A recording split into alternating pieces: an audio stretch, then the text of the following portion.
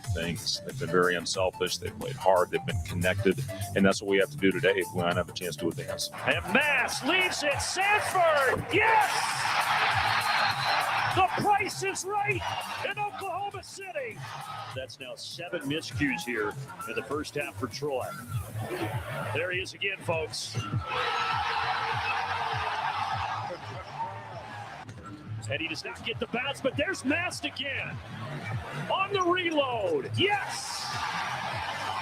Turning it over, Frager on the breakaway. That'll do it. The drought is over. Nebraska has their first NCAA tournament victory.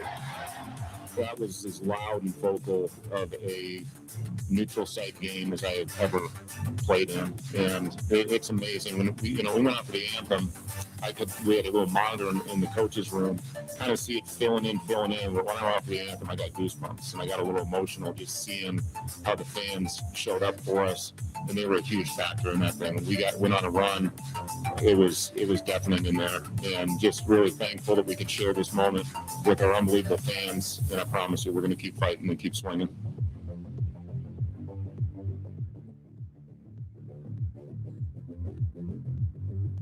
Good morning. Welcome in Hurrdat Sports Live, presented by Next Gen Mail Medical. That's DB. I'm Ravi Lulla here at Hurrdat Sports HQ. What's up, DB? How are we doing? Doing good. How are you? I'm good, man. Yeah? Yeah. Why are you looking at me like that already? It's too early for that. I'm just here, hanging out. So we won't get fined? Yeah, just, doing a little show.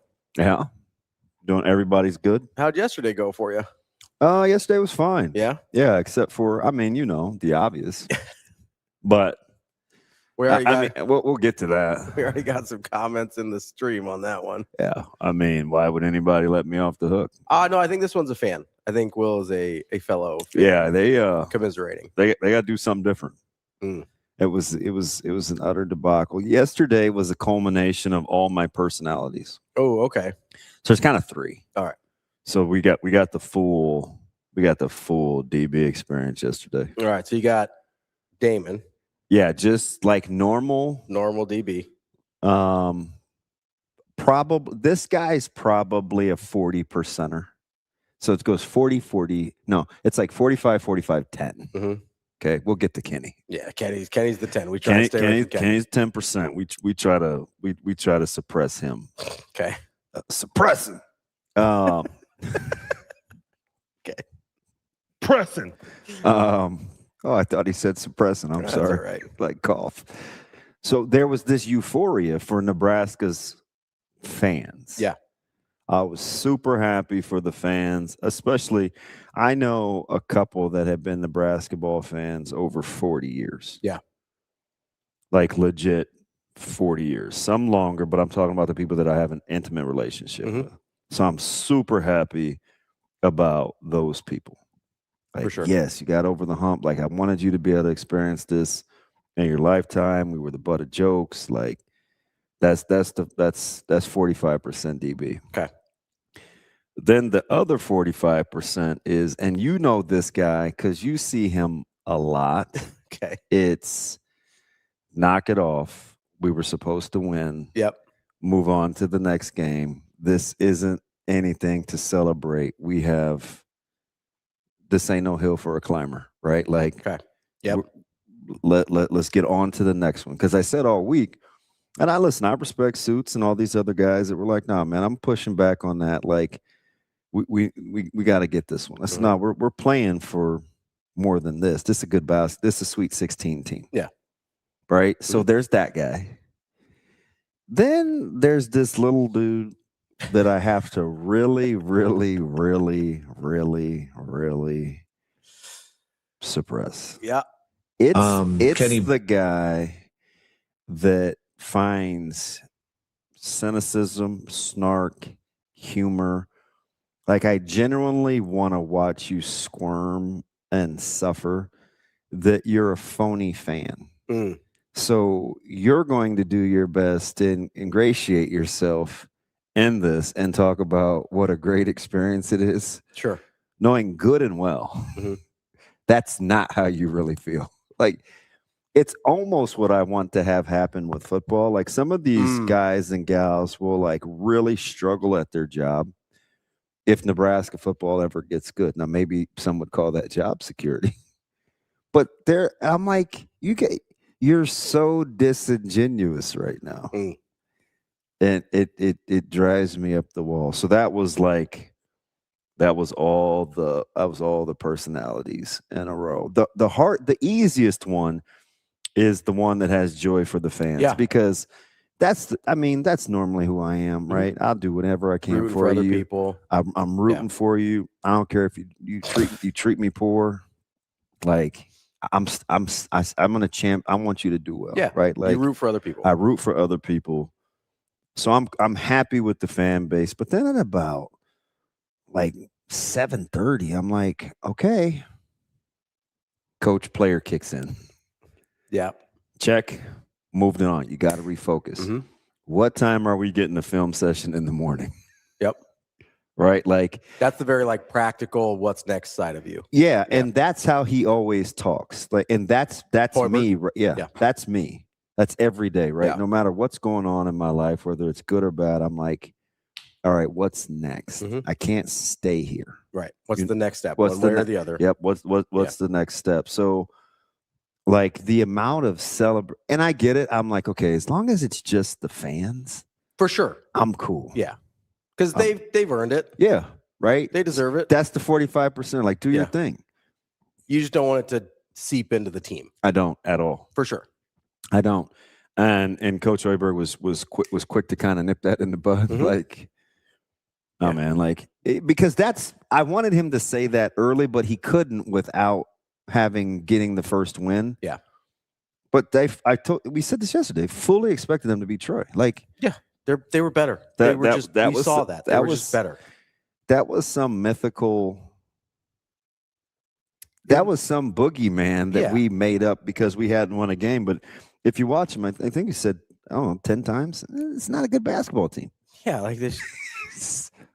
Now, they were significantly worse than I thought. Yes. Nebraska did a really good job stopping them from doing the things that I thought they were pretty good at. Yeah. Because there were things I thought they were pretty good at. Oh, yeah. Right?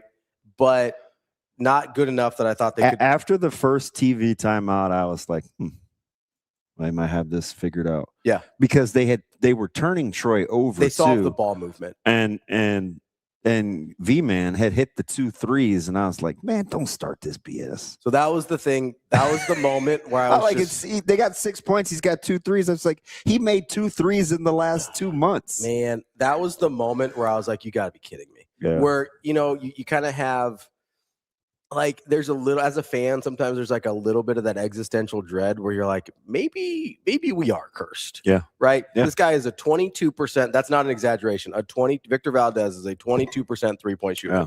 We talked about it all week. He had made 2 for his last 24 coming into that one. Like, we had talked about it all week. Not a threat as a shooter. Weirdly ends up with 15 points a game somehow, but not a great scorer, but especially not a good shooter. Yeah. And he comes right out the gate, 2 corner threes. And I'm like, if this is how this is going to go, I don't know what to tell you. Yeah, the good thing, I think I said this on Hail Varsity yesterday, was the good thing is they had turned it over. Right? So it was going to be hard to be consistent. They had the early turnover. So I was like, okay, which is this going to be? Which we said, they're pretty loose with the ball. Yeah. Yeah. Like, they're pretty loose with the basketball. Everything except Valdez going 4 for 5 or 4 for 6 played out exactly how we told you it was going. So what was the score at the TV timeout? Was it 15-9, 15-12? I can figure that out. Because the scoring post the TV timeout. That was so Price started hitting shots after the TV timeout. Okay, so his pull-up 3 from the top of the key was after the first break? I believe so. So then it was like 15-9. Yeah, I think so. Yeah, that's incredible. So they're at... Talk to me. What time are we here? You're looking at 15, 16 minutes. Yeah, it was like 15:54 was the first TV timeout. We got to the under 4 break fairly So quick. it was 9-6. 9-6. Okay. At 15. Yeah, it looks 9-6 at about the first TV timeout, somewhere in there. Yeah. 9-6. And then after that first TV timeout is when so Price at 12:51 hit his first 3 to make it 12-10, and then it was kind of off to the races. Game on. because he hit 3 or 4 in pretty quick succession there, and then that was a wrap. Yeah, game on. Yeah. So I there are so many people, even guys I like to poke fun at, like Sip, who I know, because there used to be a time where Sip was like afraid to admit it. Then about like 2012 or 13, when they were really struggling with some of the hires and offense, he started to like let his feelings show a little bit more. He's like, man, I'm a diehard Nebraska fan, and I cheer for guys like that. Channel 3 Sean has taken it on the chin for forever. Even the younger generation, for like Joel and his family, who like lives and dies with Nebraska basketball, like though it's cool. Yeah. I'm happy for people that, had the opportunity to like experience it for the first time and get that dub. But I quickly was like, I wouldn't say quickly. Like I said, 6:37. I'm like, all right, don't let this trickle in. They're the players. Hey, get them sequestered. Like, let's hunker. That's just that's the absolute coach in me. It's exactly what I would. It's exactly what I would do, because you don't want to trick yourself subconsciously into thinking like you're not done yet. Right. It's just move on. So it's cool. It's like Channel 3 Sean said, fans falling into the canal. How about, so we need to get Nebraska on the phone, because he's right there in OKC. He was telling everybody where to go. Yeah. For the post games.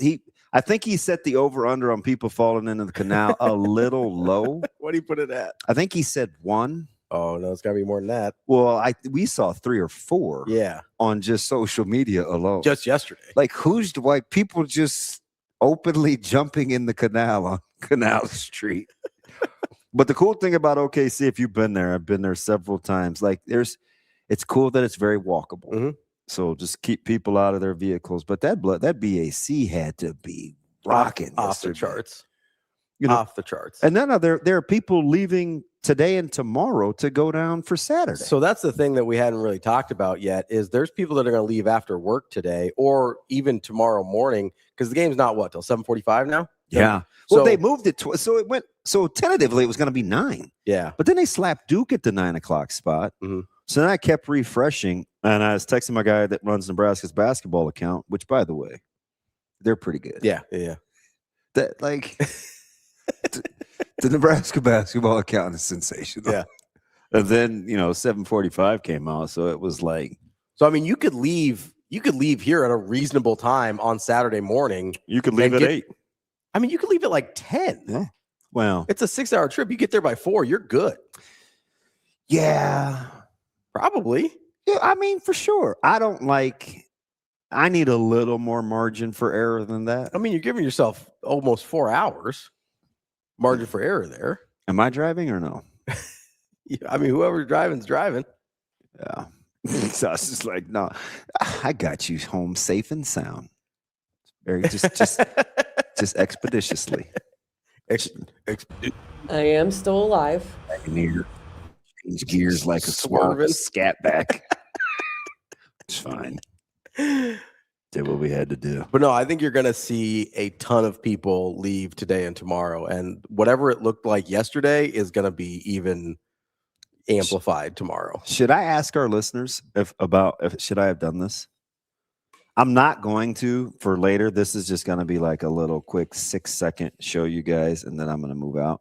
I have plenty of paint sticks. I have a diehard Nebraska fan. This is Mr. Nebraska City. And obviously I have old school Herbie. If I wouldn't have had the whispering debacle yesterday. Yeah. Which you would have gone. I would have pulled. What do you guys think about this for Troy? Would this have been, is this doing too much? What do you think? Should I put that on an old stick for Troy? They're the Trojans. They are the Trojans. What do you guys think? No? Yes? No? Sorry, I was about to make a different joke that was probably not appropriate. So that's what I wanted to go with. I told you to do it, but I know I'm a little gun shy. I know. It's all right. I was a little gun shy. Where did you get that one? This is the same deal. No, but like why? Like where did that come from? So this was originally going to be USC week when I thought we were pee-pee tucking. Gotcha. Okay. And I never pulled the trigger. Gotcha. So I saved. I mean, you saved it for the other Trojans. It's in your old Rolodex. In the old Rolodex. Yeah, no Buc-ee's between Lincoln and OKC. 10 a.m. start, plenty good. Yeah, yeah, TC. Tyler, I told you when I walked around looking for food at Buc-ee's for well over an hour. Yeah, you did. Well over an hour. Yeah. Maybe probably closer to 2 than 1. I've been to a Buc-ee's in Texas. Yeah, I didn't care about anything else except what the food was like. I think that's the main kind of draw. Yeah. I think so. They've got the whole, gourmet gas station food experience. Oh, you know what I left in my car? So my ace, he brought me, he's kind of listening to the show, except he really only likes the first hour. I actually have a lot of people that tell me that because he thinks that they can get sports anywhere, and I'm like, no, I'm like, we still cover sports differently. Yeah. Like it's not just reading box scores and stats. He's like, yeah, well, yeah, well, yeah, I kind of like the personalities better, more like life stories. So I was talking to him the other day when we went to have lunch, and he was concerned that I didn't have turf or grass to go touch other than the golf thing, which is outside the studio. So he brought me some AstroTurf, old Nebraska AstroTurf. It's from 84 to 92. Okay. I'm going to bring it in. It's just like a little 3-inch by 3-inch cut piece of the turf. Yeah. I want you to just rub it on your, no, somebody's probably spat on it or something, but I just want you to like rub it on your face and then see what that's like. 6 of these scars on my legs are from that first from year. the turf. Yeah, man, falling on concrete. So I'm going to bring it in so I can touch it. Okay. That way when we have Rico back in studio with an open mic, I'll have something I can touch. Is there any way, I don't want to get too picky here, but like just from a vibe standpoint, is there any way we could get some AstroTurf from like the next section of Nebraska? Oh, I'm sure he has it. I don't know if he wants to part with it though. Like, can we maybe just he has borrow he has it? memorabilia upon memorabilia. Like 93 to 97 would be a good vibe if you got that AstroTurf. No. He gave me the press. What's the thing you get before you go to a game and they hand them out to you? The media guide? It's for the fans. Oh, program. He gave me a program from my first start, and Trev's on the cover. And Trev looks sweet too in his gear. For a Cedar Falls guy, he had drip. Like Trev had drip. But anyway, we needed to do something. He gave me the program from Texas Tech start. Okay. And the game ticket. Very cool. Yeah. Yeah, that's awesome. How about that? Yeah. I don't know how he gets his hands on it. I've got a couple random I've just acquired over the years, a couple random Nebraska. I've got like a 1982 Nebraska program. How much money did people used to spend on programs though? This thing is like a small booklet. Yeah, it's like a magazine. And it's color, it's thick. Yeah. I'm like, they're pretty nice. They're way nice. Yeah. Look like a Sports Illustrated. They do. Yeah. They look like a full-on magazine. They're pretty cool. I'm like, this must be when times were good. Well, back when post Reaganomics, back when print was rolling. Yeah, that's that. You're right about that. Do you like my quarter zip? I do. That's a nice one. I was trying to figure out. I don't have that one. Yeah, I think he gave this to me on a humbug. Yeah. So I was like, you know what? Why not today? I almost wore my blue one today, so I'm glad I didn't. I thought you would because it's been 2 weeks. Yeah. So I left it hanging. So yeah, that's why I had just taken it out of the dryer too, and I was like, if we look like twins, I'm gonna lose it. Because I wore my T-shirt last week. Yeah. And so I was like, I should go back to the quarter zip today. But then I was a little scared that you might wear one, so I bailed out. I'll wear mine Monday. I know, KP. Like he was extra drippy. I should go. I might have taken it inside, but I do have the AstroTurf. I may get it on break. Depends on how long until you kick me out. How long you gonna let me stay today? As long as you want to stay, DB. Thank you. I'm trying. I had to really. I was rubbing my ears the whole way over, listening to music. I'm like, don't melt down over Hubert Davis. Don't melt down over Hubert Davis. I get out of the car and I said to Shane, you get that clip? Hubert Davis flipping sucks. And I was like, shoot, that didn't take long. I didn't make it through the double doors. the whole 2-minute drive I got over it. here. I got it. I got it. Lock I'm not in going to come in and steal Nebraska basketball shine, melting down over Hubert Davis. immediately.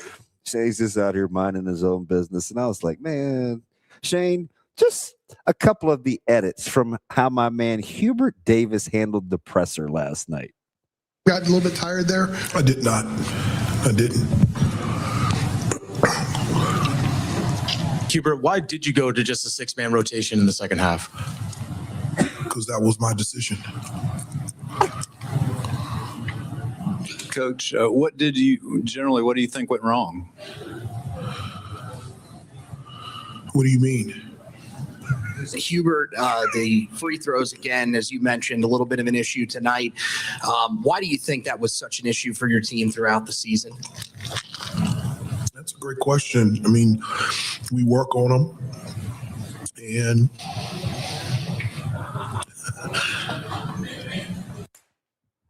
That's a great question. Why don't you make more free throws? That's the great question. And then his answer, well, we work on them. Pause.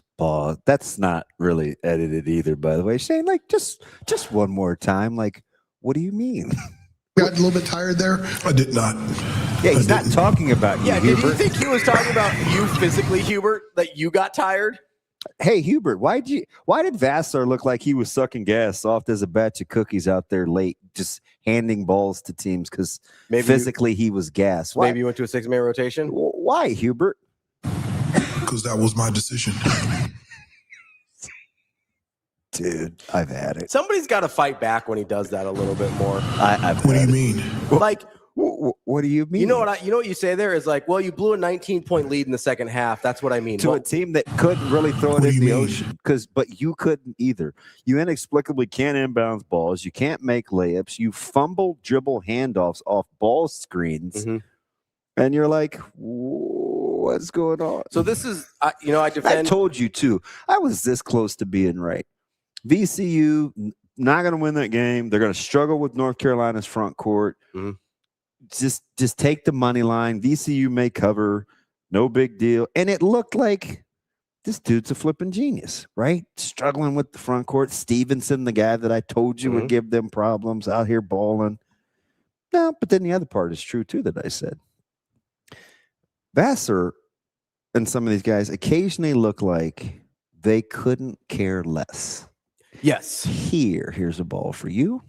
Here's a ball for you. I mean, it should have cost him a I'm game gonna- in regulation. I'm going to bounce this off my shin. Here, this was one for you. Now, this is my favorite. Inexplicably, I'm going to take 6 dribbles with about 21 or 2 seconds left on the shot clock. And I'm going to take a contested 3. Why? I don't know. Just for funsies. I don't know. What do you mean? It's like, this dude. I said, I got to hear this press conference. So I defend media a lot when they're asking these questions because I think the coaches. No, you're a Mick Cronin lover. You don't defend the media. Because I think the coaches need to be a little bit better. I get mad at them when they yell at the media for You asking. get mad at everybody but Mick Cronin. No, You lay down with that dude. I just it's a didn't joke. get mad at him It's a joke. one time. Hey, what more do I got to do? I mean, it's a joke. I have 550. I mean, I win. Not bad. It's a joke. It's pretty simple. I win. No, we're not. No, we're Google not. me. We're not doing Kurt right now. We're talking about Mick. The hungry dog gets the bone. Mick Cronin has to have more clips on this show of a random coach than probably anybody, doesn't he? What the truth I of it blame is, you for man, this it's- because you're like, hey, you got to sometimes take things you like from people you don't like. So that was the Mick Cronin situation. Oh, you're I eating have meat? Yeah, me eating the meat, spitting out the bone. So that's Mick Cronin. That one comment was my good piece of cheese. Everything since then was the poop sandwich. completely delusional about who they are. He started with the cheese, and I was, they're completely delusional. listen, I've been there. Yeah, I They're know. Like, completely delusional. That's probably what spoke to me the most is like, no, yeah, that exists. That's a real thing. There are some guys, I swear to God, this is okay.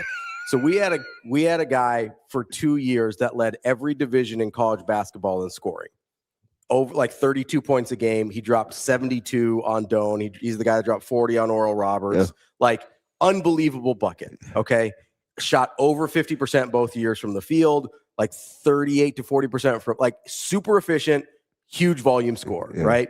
We had a kid that also played guard on that team that was like, hey, like he came to the coaching staff. He's like, hey, you know, like, This is how he talks. not really. He's like, hey, you know, sometimes He raised his hand. I got a question. DJ's the kid that was a bucket. I can say his name. I won't say their kid's name. DJ Haynes, absolute bucket. But he's like, you know, sometimes DJ's like double and triple teams and you still take the shot and we're open, whatever. And I'm like, yeah, the percentages are still really, really good. And you are shooting 14% from three. That's a real number, by the way. So I go, you're such a pricklick. Like, couldn't you just? And so I'm like, no, but to my point is Mick Cronin is right. Sometimes players are completely delusional about who they are and about what's happening around them. Right. So like, gotta have this where it's like, hey man, what if he would have said, but I never get to shoot it when he's tripled. I'll be wide open. No, he was always wide open. He was always wide open because he was shooting 14% from three, and that was on the scouting report. I mean, it's a joke. And literally everybody was just going to double and triple team DJ. Like that was so. I agree with Mick Cronin there. Sometimes players are completely delusional about who they are. So can I say something? Completely delusional. If you know that, speaking of, do you know what Nebraska shot from three? Yesterday? Yeah. It wasn't crazy. Let me work backwards. Yeah. Do you know what Price Sanford shot from three? 7 for 13? 7 for 12. 7 for 12. 7 for 13 from the field. 7 of 13 from the field. Okay. What did everybody not named Price shoot from three yesterday? I think it was like 3 for 16. So is that right? 10 for 29? 7 for 27. They made 14 threes. They were 14 of 39. Okay. Price shot 7 of 12. Is that? I mean, it's not a good shooting performance from everybody else. Except for Frager didn't shoot the ball well. Who's my other X factor? Sam went like 1 for 1. Sam was goose egg. Sam made one. Sam did not. Kale made one. Kale made one in the corner. Yeah. Yep. Okay. Kale had the corner three. Kale was one of one. Correct. Berke. He made one. He did make one. You said, Berke, just make my three. And I was like, no, Ravi, don't shoot that three. Coach, man, I'm open. Just make that three. Yeah, your boy got one yesterday. 1 of 2. He raised his average. He did. I gotta give Berke some credit here. Yeah, man. Because give him his due. Was it after the first dunk? No, it has nothing to do with offense. The job that he did on Dowd was phenomenal. Incredible. So phenomenal. I think Greg was kind of ho hum, and I get it. He'd probably done more. What do you say? He's his 5th or 6th one. Mm-hmm. I wanted to push back a little bit on Buchengel's ability, like the perception of his athleticism. Mm-hmm. You know, because he was like, guard and Dowd, and I was like, I don't know, man. Like Berke's pretty good. He's deceptively long. Yeah. And he pretty much guards 2 through 5. Yes.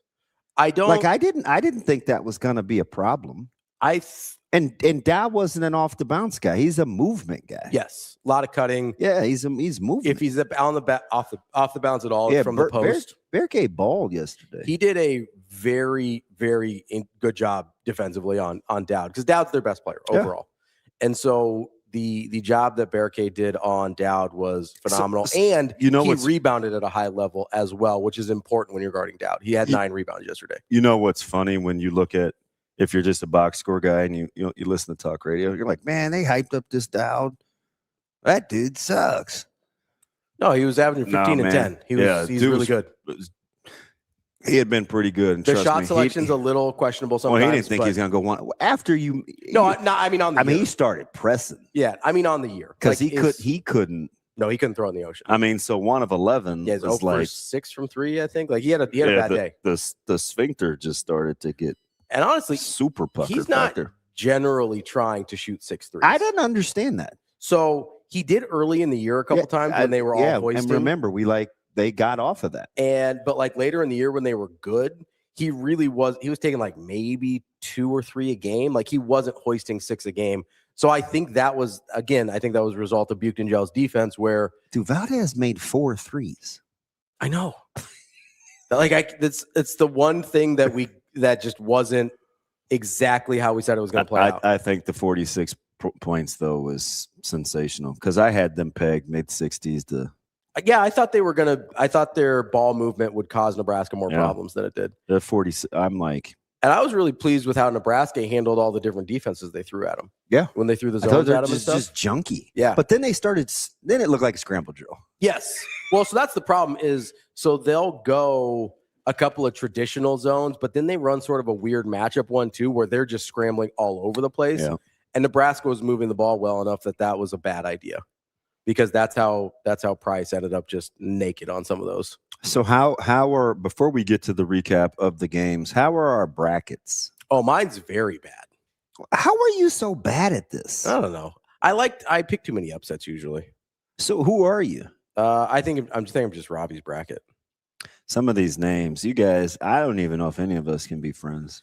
So I missed. So first place, 150 points right now, just day one. Mm-hmm. Twitter. He's at @forward_McD29. We got Groundhog Squad 21. We have I'm going to lose picks 3. So the people tied for first all have Duke. Mm-hmm. Third place has Duke. I love Ronnie. Ravi loves Dan Hurley. Mm-hmm. He's in third place. Florida guy. He's got winner. That's just his bracket. And we have @Reiner's picks. There's a healthy tie for third. A lot of 14 out of 16. Is that us? Yeah. DB's Q Whisperer. That's a terrible name. You had to fill out your bracket after 8:00 yesterday. Then it drops all the way down to 10th place with 130. Yeah. So there's a traffic jam at 140 points. And then a huge traffic jam at 130. 130. Yep. That's initial thoughts. That's low key funny. Yeah. Initial thoughts has Duke. First try has Arizona. A lot more Arizonas than not. So of the front page of the leaderboard, not a ton of Arizonas. 1, 2, 3, 4, 5, 6, 6 Arizonas. A lot of Dukes. Yeah. How about only 4 Floridas? That's a little surprising. You think there'd be more? Yeah. Especially coming off the win last year. Maybe people just assume they're not going to go back to back, but I would assume there have been more Floridas. Did you listen to, I know you're going to say no because you're not a big press conference guy. Did you hear Shire yesterday? Mm-mm. I thought he was. Oh, I heard him say that he got out coached by Jerry Mack. I typically don't like a lot of the deflections. He, in the moment for what it was, because those are the hard ones when your team almost gets beat. He was sensational. Yeah. Oh, he was like, he's like, look, man, it's got to be a wake-up call. I got out-coached. Our team wasn't ready to play. Their team was ready to play. And he just kind of went into this. But then he gave him a little sugar, too. He's like the resiliency and the resolve. Sure. Like, that's a place we haven't really had to go. And so to kind of do it on this stage. And it was choppy doing it. Yeah.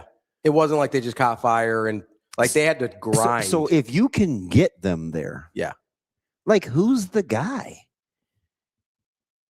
That's the question. Like that back, it is, and I mean, I'm not shocked, but they've just been able to get it to Boozer, yeah, get him a ball screen, go to work. Like having to initiate offense is tough. That was tough for them yesterday. Yeah, but how about Lil Boozer, twin? Yeah, to be sitting almost all year, chilling, behind Caleb. Like, I think that's his third or fourth double. So what did he end up with yesterday? I think he had like 16. A quiet 16, but 16. Yeah, that is. I wouldn't have guessed that. I think I might be wrong. So Caden had 19. 19? Okay. Yeah, 9 of 16 from the field. Well, I mean, pretty good day. 5 assists, no turnovers. Like that's a. So I was going to say he took care of the ball. Yeah.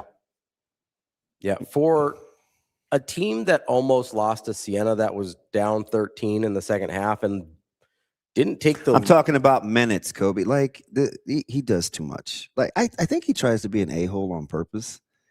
I'm not saying he doesn't play. I'm talking about major minutes and being a guy they have to like count on. It's fine. It's just him being him. That's his voice. For he'd been too quiet. for being a team that almost lost to Siena. I mean, this thing was, they didn't take the lead until into the 60s, right? 63-61, I maybe? think that's what 63-61 is where I had it in my head that they took the first lead. So that's late in this, like very late in this ball game. That's under 5 minutes, I think, when they finally took their first lead. Kobe, you're winning games by 19 points. I understand. I understand minutes versus crunch time quality minutes. Good job with the stats there, Kobe. Like, to only have 8 turnovers, like you would have expected Duke to be turning the ball over the way North Carolina did. You kind of got the sense, though, because they made some crazy shots. They did.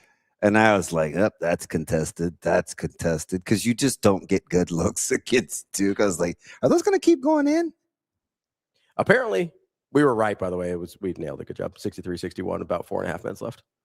Oh, yeah. So the only reason I remember that is because I'm out on the deck and Zoe had edible bubbles. And all she kept saying was, no, eat it. Just try. And so she was like 6 inches from my face, and she's blowing these bubbles in my face. And all I could think of is there's going to be some air particle that's going to get on these bubbles, and I'm going to swallow it, and I'll die on the porch, and people will think my daughter killed me. And I looked up, and it happened to be 63-61. What? How come I can't share anything with you? No, I like how you're worried about air particles on bubbles, but like leaving meat out on the counter, not a problem. Yeah, okay. Like the germs you decide to care about, I just don't understand.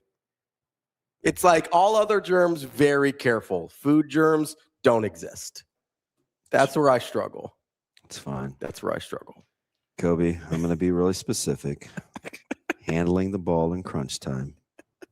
Handling the ball in crunch time. Handling the ball in crunch time. But hey, devil's in the details. I think that's a very valid concern. The air particles on the bubbles? Yeah. Sure. Anything. Like, for instance. You know you're breathing those air particles all the time, right? Yeah, that's a decent point. But like, let's just say like things are flying in the air and they like have to use the restroom, and then it's like boom, attaches to the bubble. It's freaking bats. They think like they had flies out. There were things flying yesterday because it's getting warm. So you think the flies are duking on the bubbles and you don't want it to get your I mouth? don't know about the specifics. I'm just saying. Okay. I think it makes perfectly good sense. No, it's fine. That's fine. It's just wanted to get some clarification there. You want to go back and revisit High Point only being how that number was 10? Yeah, I mean, we said that a week ago. We were like, that seems high. That was crazy. That seems. I mean, I ended up picking Wisconsin, but I was like, 10 is a lot. You know what I didn't realize? What's that? I didn't realize Nick Boyd was so unlikable. Oh, people don't like him? Oh, Nick Boyd talks a lot of trash. I don't know that I've ever heard him speak, if I'm being honest. Ooh. You watch him on the court? Yeah. Yeah, he runs it, and they were giving it back to him. Yeah, I mean, he got his yesterday. They had what do you have? 27? How many crunch time games did Duke have, Kobe? How many crunch time games did Duke play this year? Well, 13 was their biggest deficit of the entire season. So I'm for whatever that's worth. For those, I try to give the guy some credit, and the dude wants to pick up BS. Like, yo, Kobe, I'm smoking in the rain. I need a new bit. And then the other one. Which one? The whole 11-6 thing. How many years in a row is that? Oh, 21? Yeah, it's got to be. I think it's 21 straight years. Yeah. I mean, I would rather be if I'm a 6 seed, I think I would rather UVA again, a game where he had like 16 points and a few turnovers and handled it late. Yeah. I think I would rather game. be I'd definitely rather be a 7 than a 6, I think. Well, it's turning out. So we were off. It wasn't a 2 versus a 3. It was a 4 to a 5. Yes. I think was the gap. Yep. Yeah. Was the big seed line. So I think we decided that after the bracket came out, right? Because we looked at it and we go, I don't love any of the 13s. The 12s are scary. Even, I mean, McNeese gave Vanderbilt all they could handle yesterday as well. So that's just a bet. So I don't know. Did you see what's the early Vandy line? 2.5? Yeah, Vandy's a 2.5 point favorite. Yeah. So McNeese would have been a bad matchup for a lot of teams. Between them and Kennesaw State, it was like, yeah. Remember when I went through the whole Wright State, Cal Baptist, when I thought Nebraska was going to be a 3, and I was like trying to pick the 14s that I wanted to play. Like it's just weird, you know? Yeah, I mean, the other, sorry, I got distracted by the matchups talk because I was having a fight on Twitter yesterday about Florida and what kind of matchup they were for Nebraska. And we fast forwarded past Vandy. Well, no, because I think I think this is a Sweet 16 team. I get a little bit concerned if they face Florida in the Sweet 16 because I think that's a really bad matchup for them. And I was having this conversation, and they're like, I don't think it's a bad matchup. Nebraska's lost to teams with shooting and size. And I'm like, well, not really. The games that they've lost, the other teams have shot 34% or below from 3-point range every game. You have several games in the 20s that they lost. The other team shot in the 20s from 3-point range. It's the physicality, right? Like, and the reason the Michigan loss was closer because even Illinois didn't shoot. No. Didn't shoot lights out. Like, I think we talked about Illinois only shooting like 34% from 3 that game or something. I don't even think they were at 34. 34 was the highest. Okay, so to your point. So, and honestly, and they were Did like, you see Merkovich yesterday? Yeah. They were like, well, Michigan's big. And I was like, yeah, Michigan's not that physical though. Like, Michigan doesn't always play as big as they are, right? Florida is big, athletic, and physical. Florida's a bad matchup. And they're like, well, they don't really shoot it that well. I was like, I don't think they have to. Yeah. Right. And so I'm having this argument about like Florida being a bad matchup for Nebraska. And they kept bringing up like, hey, if they shoot at a certain point. Corn Raider's been saying this. If he's right. The thing I said it's about like the third time he said this. The thing I said about Iowa that would be and Florida is Iowa is going to give themselves a chance to be in it, just stylistically. Like it's low possession games. They're going to keep it relatively close. If Bennett Sturts can catch a heater or something, like he likes this stage. He does. And those are the types of teams number ones don't want to play, that are just going to keep it. Like most number ones, if you scrappy 9s. No, like if you get into scrappy 8, 9s. If you get into like most number ones are really highly seeded teams. If you get into just like hey, let's just try and shoot this thing out, even if that's not really the one style, talent wise, that's probably not going to go well for you. But if you're a team like Iowa that can just grind it out and you've got a guy that can kind of go against anybody like Sturts can, like that's a tough match. Like that's not a 1-9 you want to deal with. Going to be limited possessions. I mean, you got that, right? The limited possessions is the biggest thing, right?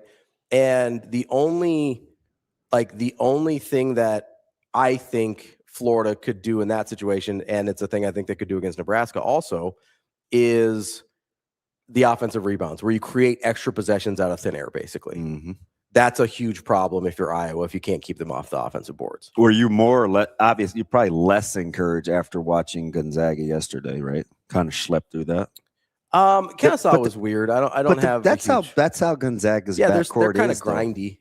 I mean, Gonzaga's not that they're like Iowa, but they're going to grind through some games. Like that's just kind of who they are. Hey, so bigger surprise, Louisville or Texas? I tell you, when BYU is bad, they just have never recovered from those injuries. Okay, so that's a shell of a lineup. How is Nebraska a bad matchup for Florida? What are we talking about? If Dank was the guy I was arguing with on Twitter. If you didn't say Florida wasn't a bad, you got mad at Ant. If Florida, he's using caps. If you didn't say Florida was a bad matchup, which I'm pretty sure you did, but I'm not going to check receipts because I don't care that much. Why is Nebraska a bad matchup for Florida?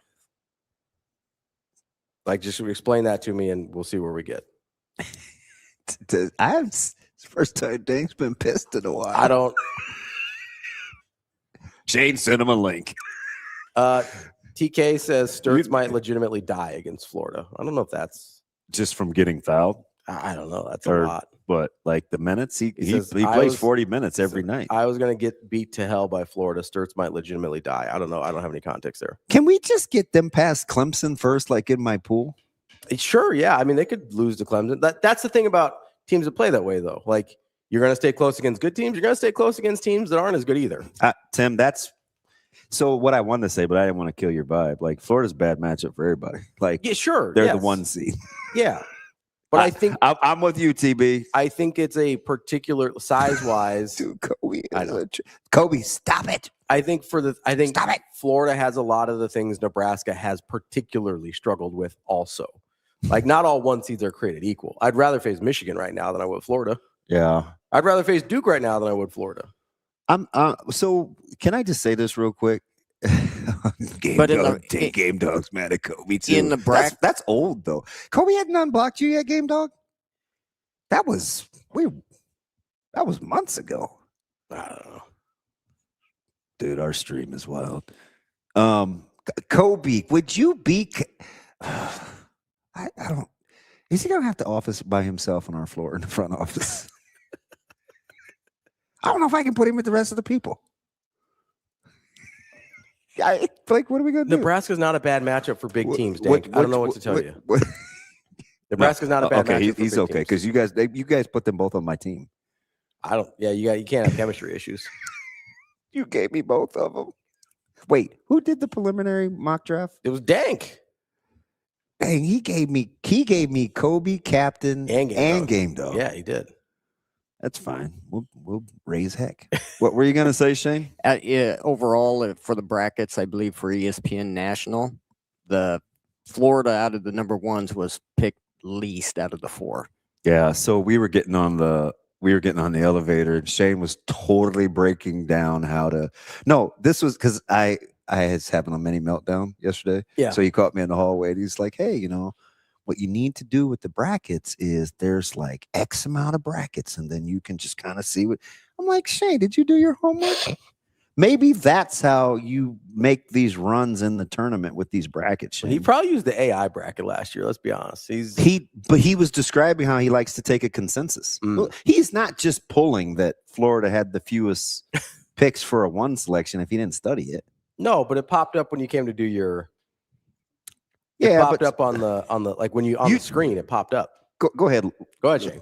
I mean that's kind of how I look at the brackets. Yes, just like who's picking who, what are the analytics of what is the feel of everybody that's picking brackets. What are they going for? Jared, my puppy eats rocks. She's an idiot. I mean, I love her, but she's pretty stupid. Like Bella. Hey, by the way, can I ask one question? She threw up yesterday. Yeah, go ahead, Jay. About yesterday's game, about the Troy game. Did they seem to eat up a lot of clock? Well, I don't think they could get good looks at it. Yeah, I don't know. Is that what it was? Intentionally eating up clock or wasting, or not wasting, but trying to use clock. I think Nebraska was making it difficult for them to get good looks. Gotcha. Juan wants to hit the portal and be your water boy. See, you got a chance to meet Juan, so now you're in love. When I had to defend Juan, you were trying to kick him to the. When was I killing Juan? I had to defend Juan early when we weren't sure he was a real person. I was like, be patient. You were the one that said you weren't sure. You're like, that's not his real name. No, I was like, you. I'm in. That was then you. I was like, I'm out. Then I was like, I'm in. Then I was like, I'm out. Because he kept messing with me like 5 days in a row about tequila and talking on my speakerphone at Costco. I was like, Juan might be crazy. I don't know. So this is where I'm landing the plane, Dank. This is where I'm landing the plane. You keep talking about how close Nebraska's losses were to these teams. Nebraska's good. So they're not getting their heads beaten by people. Kobe, how many dogs you got? The games they have lost are the ones against big physical teams. Right? That's how it you're not going to just you keep bringing up close loss to Michigan, yes. The losses are to the big teams that were physical. This is an issue. Michigan is athletic. They're not crazy big. Okay, or Michigan State. Michigan State's athletic. They're not crazy big. This is a good Nebraska team, so they're not going to just get blown out like we've seen bad matchups beat Nebraska in years past. Nebraska's better than that. So they're going to be able to hang with some of these teams. That doesn't mean it's not a bad matchup for them. They've lost to the big physical teams. How many times do we talk about offensive rebounds and second chance points and all that kind of stuff? It was a lot. Those are the teams that have given Nebraska problems. That's what Florida is. I don't know why we're fast forwarding past Vanderbilt, but Florida is a very tough matchup for Nebraska because they look a lot like, and I would say a better version of some of the teams Nebraska struggled with in Big Ten play. But they're not going to get their head beat in by the teams in Big Ten play because Nebraska was good. I don't know what else to tell you. I don't know how, they don't have to lose by 30 for it to be a bad matchup. Well, that in effect, I think scout is really, really important. And Lenzer's incredible at that. Yeah. I'm listening to both sides. I do think we're undervaluing scout, like just the ability to prepare. That's all. That's just me. Now you two have at it. That's all I got. That's what I mean. Whatever else anybody else means, I can't control. But that's what I'm saying. I really just I just like how Kobe's dogs are eating rocks out here. Yeah, remember I told you that about Bella? Yeah. And Micah goes, I thought it was kind of cruel. Yeah. I swear you gotta be missing a chromosome, Dad. I was like, that's not very nice. He goes, look at her eyes. I go, look at yours. Yeah. And then, I'm sorry, I'm just talking. It's fine. And then Kobe said that, and I was like, oh my God, he's kind of like my son, who's equally a menace. Well, it happens. It happens. I had to cuss him out yesterday. Who, Micah? Yeah. What'd he do? Don't get me started.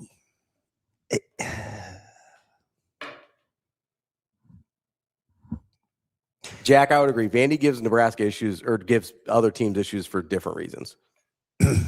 Whether it's athleticism, they play getting things kind of hectic. Kobe.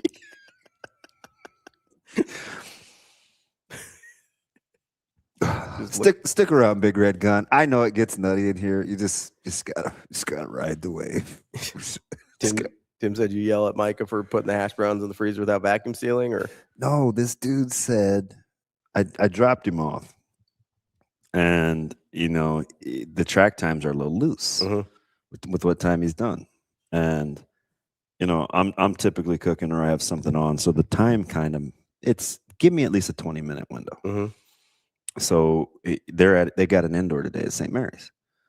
He's got to be there at 10 or whatever. And I go, hey, it's an early day today. No, because sometimes I just want to have him just take the car, right? And he's like, no, 4:45. And I go, is it 4:45, like 5:25 yesterday? Is it 4:45 because you got a short day? He looked dead at me, straight face. He's sitting in the passenger seat with his bag. And Zoe's in the back seat, and he goes, yeah, I don't really pick when practice time's in, so I'll send you a text message when I can get as close as possible to the time. Just like that. I mean, if I'm lying, I'm dying. Just like that. I said, okay. That's how it's gonna be, huh? So I'll wait for that text. So it's 4:55. Yeah. What time did he guesstimate? 4:45. But then said he would text, right? Yeah. It's 4:55. I'm on 90th and Center. He says, he calls. He goes, are you close? I say, yeah, I'm on 90th and Center. I go, I'll be right there. Dude comes strolling out at 5:15. I said, what happened to the text? I don't. Oh, I didn't send it? Well, if you were coming at 4:45, we just should have been good. You have to do the woo-saw a little bit. No. I hate to say this, but I keep the refrigerator magnet on my for Department of Child Endangerment. I give him the number.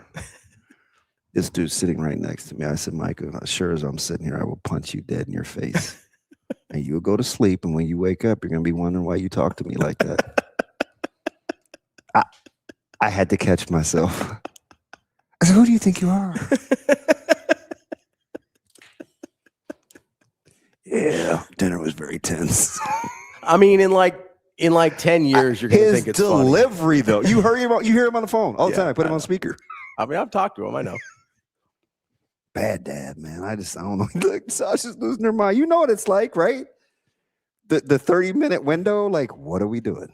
Yeah. You know what, Aiden? It's like, It's so he looked at me like, that was on me. Okay. Like, hey, you just been here at 4:45, like we talked about. TK, he's definitely your son. He's Kenny. Yeah, he's half your personality. Yeah, Caleb's the other half. TK, I've got no qualms. He comes by it honestly. He comes by that part of it honestly. Yeah. For sure. Coming up on the show today, we got Tim Verghese from Inside Nebraska here in just a few minutes.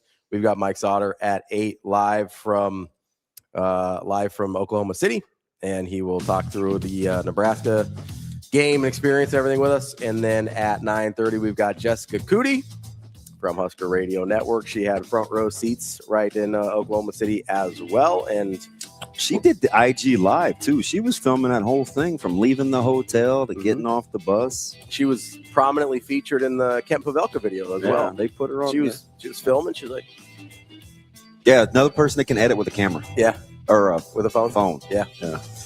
That's the first hour. That's DB. I'm Ravi, Lulla. We will be back. More Hurrdat Sports live after this.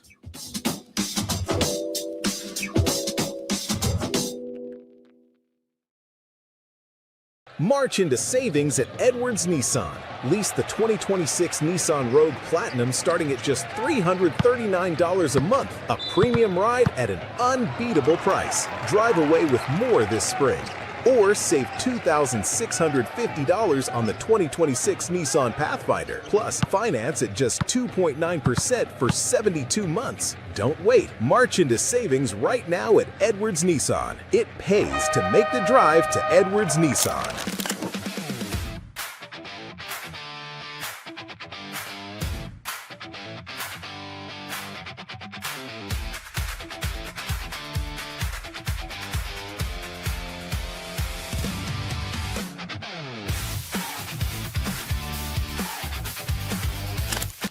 Yeah, actually, not really anything that we drew attention to. I mean, obviously, I'm not trying to put that kind of mental picture into our players' heads in that moment. The message at halftime was what specifically was going well, what specifically was not going well in the first half, and making sure that we could shore up that.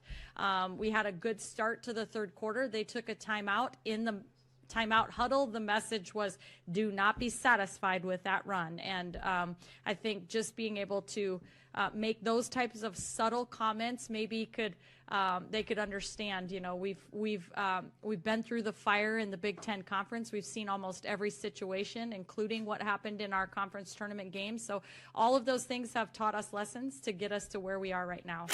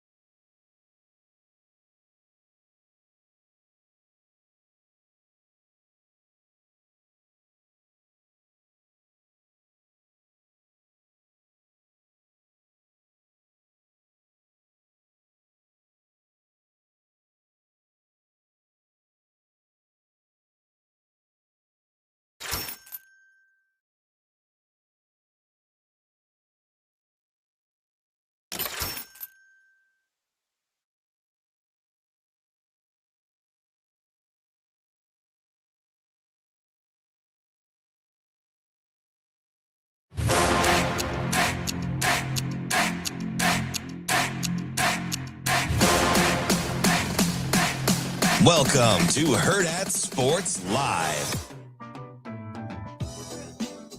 Welcome back, Hurrdat Sports Live. That's DB. I'm Ravi. Lulla here at Hurrdat Sports HQ. We're brought to you by Next Gen Mail Medical, and we are joined now by Tim Verghese from inside Nebraska. Tim, what's going on, man? Hey, how we doing, guys? No volume. Do you want to touch my turf? Yeah, what do we got here? Is that rough? Yeah, that Oh, doesn't y'all seem have me? great to fall on. I don't like that. TV, you there, buddy? Yeah, you got me? Oh, Timmy. Timmy. Hello, Tim. I don't know what's going on here. Shane just kicked him out. Kicked him out the club. Yeah. So here's the old AstroTurf. What's that? Oh, okay. He gets so mad. I mean, Austin, you need to practice kindness. It's not a very nice person. Do you like it? I do. Let me Rub it the wrong way. Can I touch it? Can I have it? Yeah. Here. Which way is the? Oh, there's the wrong way. That's terrible. That's like sandpaper. That's pretty awful. I don't want that at all. That's they can hear him. We can't. That's actually not super helpful, though. No, I know. Believe me, I don't know why he ran in here and told me that. I mean, like, congratulations. I'm happy for you. That dog's not gonna hunt. Really difficult to conduct an interview that way. Is it gonna be the same as touching grass? I don't know. Not sure. I think I missed Tim already. Isn't this the issue we had with the phones too? Maybe it wasn't the phones. Maybe this is an us problem. No, I think it's actually Shane and Sasha. Jose Bueno said AstroTurf might as well be a wood floor. Yeah. Oh, is he? He's not. I think a wood floor would be better because it's not as rough. I know. That's. I was just looking at this in the camera. It's crooked. It's crooked. Little cockeyed. Yeah, there we go. I think I'd rather get a wood floor burn than a turf burn. That seems worse. Yeah, that one never healed. That's a turf burn. Yeah, that looks terrible. That looks awful. That looks like painful. Took the season to close. Yeah, I don't like that at all. All right, Shane, what do we got? JB's in the exact same boat I am. I'm telling you, kids pick up sucks. Hot Danger says, you guys fell in love with blind rankings. Why not blind interviews? Blind interviews are one thing. Deaf interviews are another. Yeah, because if I could hear Tim, I'd actually sit on the floor where he couldn't see me. But you guys would never. You guys thought I was being weird. How can kindness be over? Well, Ken does yell at me all the time. Tim, how we doing? Tim, how we doing? How we doing? You got me? Damn it. Nothing. Good? We got nothing. Oh, Damn goodness. Damn it. I need help. I got what? I got nothing. Or was I getting ready to go into character? It was just going to be a mini meltdown. Funky, you just want us to ask him the questions, not know what the answers are, and then ask unrelated questions. And then have after him give us the thumbs up when he's done. Yeah, just be like, and the chat will know, and then we'll be like, okay, next question. Ask another question. TK, figure it out. TK, are you working today? Do you not have to be in until 8:30? I don't know. I don't know what time his day starts. Usually about 8:30. Yeah. Yeah. I love so you guys can't see this behind the scenes, and there's another basketball game I want to ask you about today. But to watch Sasha and Shane collab back there, I would love to be a fly on the wall because Sasha has the patience of a cricket, and Shane is easily offended. I just want to hear it. So it says, Sasha said, unless we restart the computer, there's nothing we can do during the show. Does that mean we're not going to have any guests? Wait, how does that happen? I don't know. She's going to talk. Okay. Well, yeah, because otherwise people don't understand how to we can't function. hear her on the stream either. That's the problem. That's okay. Just go to a break instead of being weird. What is going on? If I go to a break, can we fix Yeah, it? we'll take a quick. That's what I was trying to ask. Don't yell at me. I didn't break anything. Damn. Wow. I guess we're taking a break. See, I blame Dank. Everybody's on edge. Hold on, Tim. We'll try and get to you next. All right. Apparently, we're restarting the computers or something. I don't know. Take a quick break here. Yep. That's DB. I'm Ravi. Lulla. It's Hurrdat Sports Live.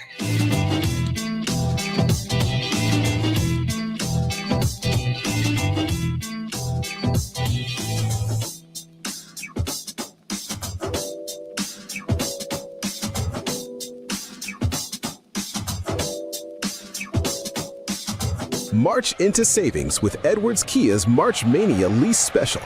Lease the 2025 Kia 4 EX starting at just $209 a month. A fresh new ride at an unbeatable price. This is what March Mania looks like. March into savings in a big way. Or lease the 2027 Kia Telluride S starting at just $499 a month. Don't wait. March into savings right now at Edwards Kia.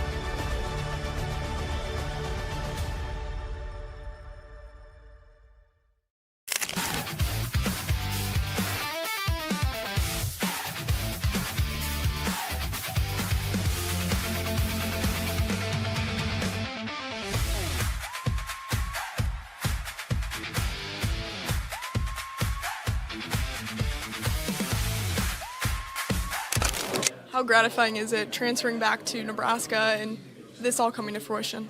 No doubt. I mean, this is the biggest reason why I wanted to come back. Me and Coach was talking.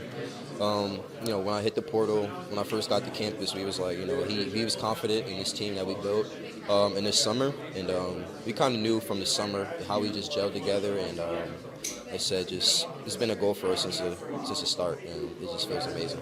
What do you think this team proved to the country? I think we've been proved ourselves. At the beginning of the year with a 20-0 start. I mean, obviously we had some tough losses against really great teams. I think all quad ones. So I think that's what kind of let people just fall off our wagon. But it's not about what other people think. It's just all of us. Just sticking together. I'm just so happy for this group.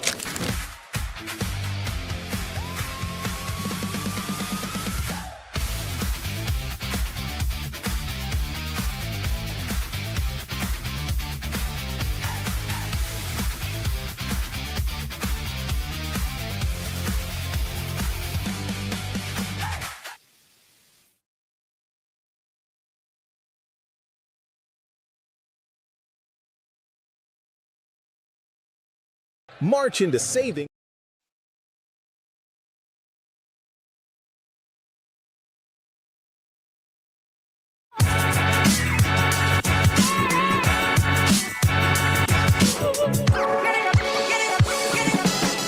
You're listening to Hurrdat Sports Live. Welcome back, Hurrdat Sports Live. That's DBM Ravi Lulla. We are crossing our fingers. Tim, what's going on, buddy? How we doing? Yeah, there we go. Hey, if all else fails, unplug and plug it back in. True. It's the first advice you get from IT is like, have you tried restarting it? And that worked, I think. So that's good. Tim, how we doing today? Not bad. How are we? We're good. Little euphoria from Nebraska basketball. Unfortunately, it is 8:10, and Hubert Davis still has a job in North Carolina. So I'm taking the good with the bad, man. Are you a March Madness person? Yeah, I had the games on yesterday. Again, I've admittedly I'm not plugged in on the national basketball scene throughout the year. I check in when I can, but yeah, I definitely plug in for all of this. Yeah, what was going on at the end of that North Carolina?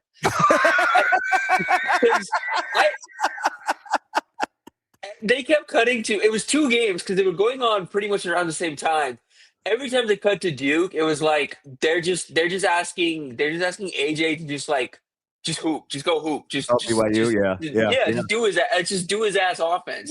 And they were like, do his ass again and again, and he kept doing it, and it kept working. To be fair, he did. I've never heard of that offense. I may have to incorporate that. Do him. But that's all they were doing. That's all they were doing. You know what's funny about that, Tim? What, for as accurate as of a description as that is, the thing that made me the most mad is when they would go possessions without letting him touch the ball. And I was like, yeah, literally your only offense, man.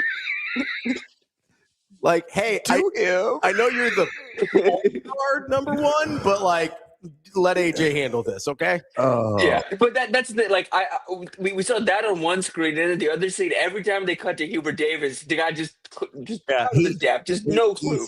He's going to take a towel, he's going to take his glasses off, he's going to wipe his face, he's going to put his glasses on, or he's going to take his glasses off, wipe his face, and he's going to hold his glasses. Anything in between that, Tim?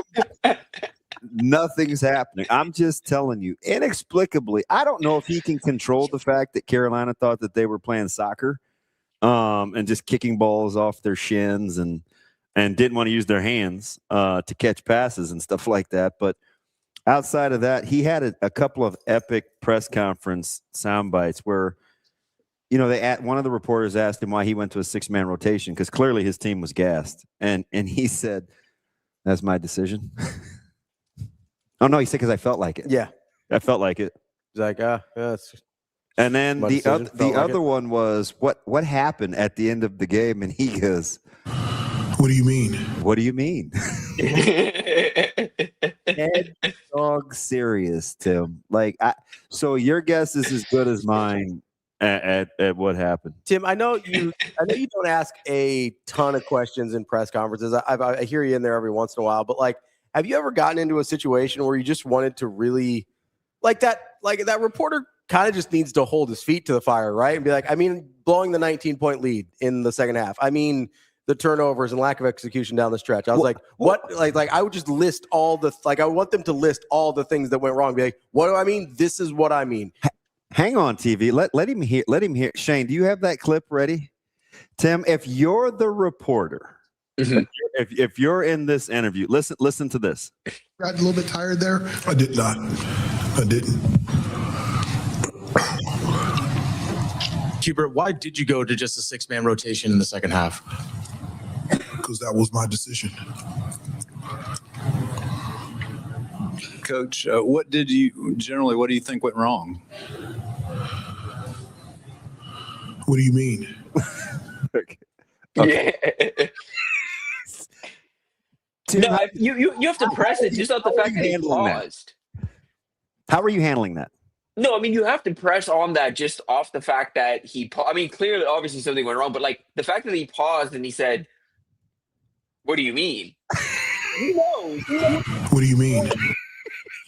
That's gonna forever make the soundbite archives, and I'm gonna hate laugh every time Shane plays it because I know what it's about.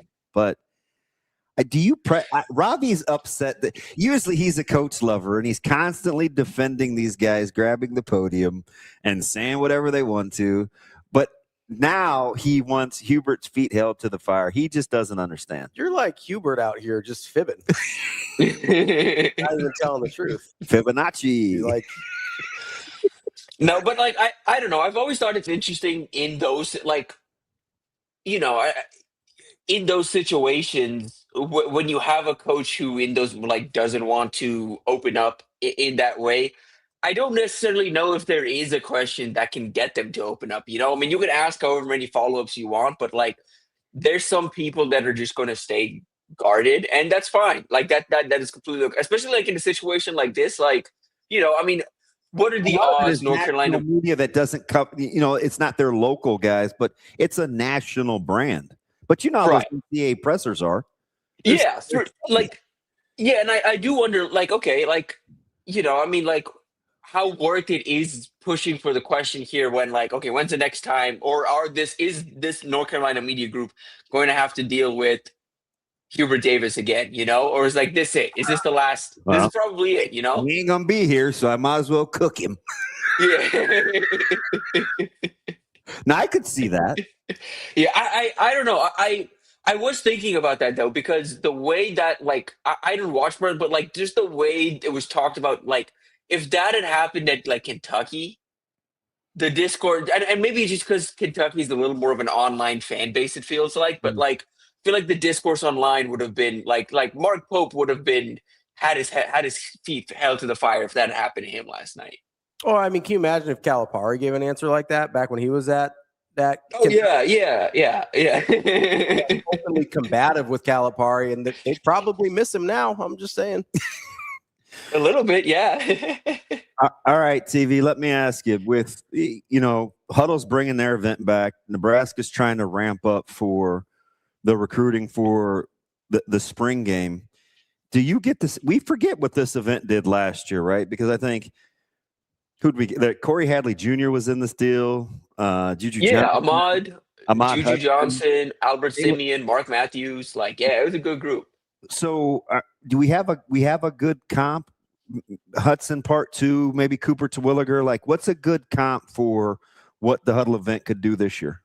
Yeah, it's like last year. I think the goal of this event is, I mean, I'm expecting a good group of 27s in town, independent of this event.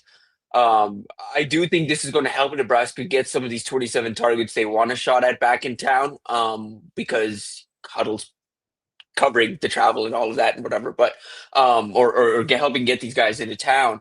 But really what it is like last year is this is setting Nebraska up for the next cycle. So with some of these top 28s, you're going to have a chance to get ahead. And this year, I mean, the early two like headliners we know of, we're expecting a visitor list here shortly. Should have it this weekend, if not later today. But the headliners we're expecting, already are Giovanni Tuggle, the number 1 safety in the 2028 class. This is going to be his second visit. He was actually on campus in the fall. And Bryce Smalls, the number 2 offensive tackle here in the 28 cycle, out of Archbishop Spalding, a power program out in Maryland. So expecting, like guys like that in town.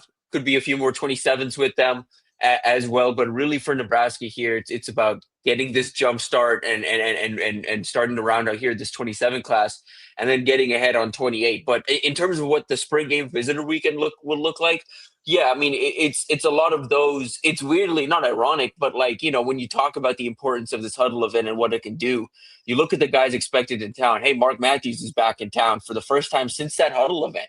Ahmad Hudson back in town. Like, Nebraska isn't at the very top of this recruitment head-to-head, battling head-to-head with LSU if that first visit or that visit that weekend doesn't happen, because he was on campus last spring. But that Huddle event gave him the opportunity to compete in Memorial Stadium, where he really got a feel for this fan base. This fan base really fell in love with him and started to make this like big push to, in addition to the staff and Trey Taylor, like this, the fan base, kind of fell in love with this big giant tight end. But then that weekend was the first time he really met with Fred Hoiberg, and he really got the chance to meet with the basketball staff, and both sides got to really see how serious he was about playing both sports. And it gave Nebraska kind of this early opportunity to jump out ahead in his basketball recruitment. It took him a couple of weeks for them, I think, after that to offer, but they got that opportunity off that weekend in that recruitment with Mark Matthews. They earned some early staying power off that weekend in town. He is yet to return, and the next time he's going to return is going to be next weekend tentatively. And Nebraska is going to have an opportunity again to make a big jump up his list, but you don't get the second visit without that first visit. And then, we talk about Corey Hadley. That's another guy that I like where Nebraska stands in that recruitment. They're really well positioned. I have a prediction in for him. He's a big, rangy safety. Juju Johnson, he's going to be back on campus for the spring game, a 4-star safety or 4-star DB who can play a few different positions. I mean, if you're looking at a guy who could potentially play nickel down the line in this defense, Johnson's certainly a target. Nebraska's battling head-to-head with Oklahoma in that recruitment. Again, that's a recruitment with both Juju Johnson and Jalen Hill, 2 4-star cornerbacks on the West Coast. Nebraska really ramped up efforts in the weeks leading up to the Huddle Futures Forum last week because they realized they were going to get a shot at those 2 guys. That first weekend went so well, those 2 kept returning, and now they are arguably the leader for Jalen Hill, and they're running no worse than second for Juju Johnson. And it really is kind of just because of the Huddle Futures Forum. So that's an example of what this event can do for Nebraska down the line. Tim, what are you noticing in terms of difference from last year? Obviously, they didn't have the spring game last year. They're going back to it this year. I guess both strategically on Nebraska's part, and then from just an interest level on recruits' part, from when you had sort of the fan event versus an actual spring game again this year. I mean, there's definitely a desire to be in town. I don't necessarily know if it's because it's a spring game. I just think part of it is you have a little more momentum here in 27 because the leader of your class is a guy in Trey Taylor that a lot of guys here in the 27 class are excited about playing with. I also think this staff has done a good job of, creating some excitement, this new staff in general. I mean, the offensive line guys, they're all really excited about getting back to Nebraska. And it's guys that, it's really anybody. I mean, I've talked to offensive line targets that are committed elsewhere that you would think their recruitment's pretty shut down, but they're still talking to Coach Jeep, and they're looking forward to getting down to Nebraska. It's guys like Ismail Kamara, who's a monster offensive tackle out of Gilmer. Nebraska's quietly hanging around in that recruitment. That's a guy that more like he's going to have his pick of where he wants to go. He's honestly might even have an opportunity to kind of pick his number, and his school will pick that number and give it to him. But at 6'6", 335 pounds, he's got plenty of options. But him and his family have really developed this strong feeling about Nebraska because of the early work or the work that Matt Rule did at Baylor. And the impact he made on the Gilmer staff way back in the day. They've just maintained a really strong feeling about Matt Rule in the program. And then Jeep Wade went down there in January and checked in with him, and they've maintained a relationship since then. And so that's a guy you don't even really think about it. You're like, when you think about Nebraska with the lead offensive lineman this cycle, you think about Albert Simeon and Kennedy Brown and Mark Matthews. And you don't really think about Ismail Kamara or Olu Olubobola, but Nebraska's quietly hanging around in boat recruitments, and I think Jeep Wade's got them in position to put together a pretty good class up front. So that's really, I think, where the focus has been this year, has been the offensive line, because I think that's going to be the biggest group, and one, I think it's the group where they have the most momentum right now. I think Addison Williams, the biggest difference between this year compared to last year is he's established now, had a year here, and getting top targets to campus pretty consistently. I mean, it's pretty remarkable, but he's at the point in this 27 class where I think he's going to have to start turning away DBs here in the next few weeks, because they have more guys that are interested in being at Nebraska than they have spots available at the position. So DB and offensive line has been where we've really seen them really have some juice early on this spring. Defensive line, quietly, I've been pleasantly surprised with the juice Corey Brown has. Yep. And I think it's been I kind of expected Roy Manning to have this early juice and then Corey Brown to pick up as he got his feet wet here at Nebraska. It's kind of been the opposite. I mean, it's really been Corey Brown having some of this early juice with the D-line guys. Manning is got some edge targets in, but it's been kind of varying success. And I still think you're waiting for that big splash. You had David Fuller run show this elite defensive lineman on campus, still kind of waiting for when are they going to get this elite edge in town. So still waiting on that, I think, over these next few weeks is waiting for edge recruiting to pick up. And then I just put it out in Timbits earlier today, but linebacker and tight end recruiting, I think, is in an interesting spot right now, just because the linebacker board's changed a bit. They've made some new offers as of late. I'm putting the Brian Windhorst, why would they do that? Why would they do that? Two new 27 linebacker offers, one to a linebacker that has 30 plus offers and is trending to Oregon. Points to they don't feel good about a target or targets elsewhere. And then a tight end, for a long time, it's really felt like Nebraska's wanted Ahmad Hudson and Cooper DeWilliger to be these two at the top of the class. You still have to fend off LSU for Ahmad Hudson, but I think where we're at this point in the spring, I think Nebraska's running like third for Terwilliger. I think they're behind Penn State for sure. They might be behind Notre Dame as things currently stand.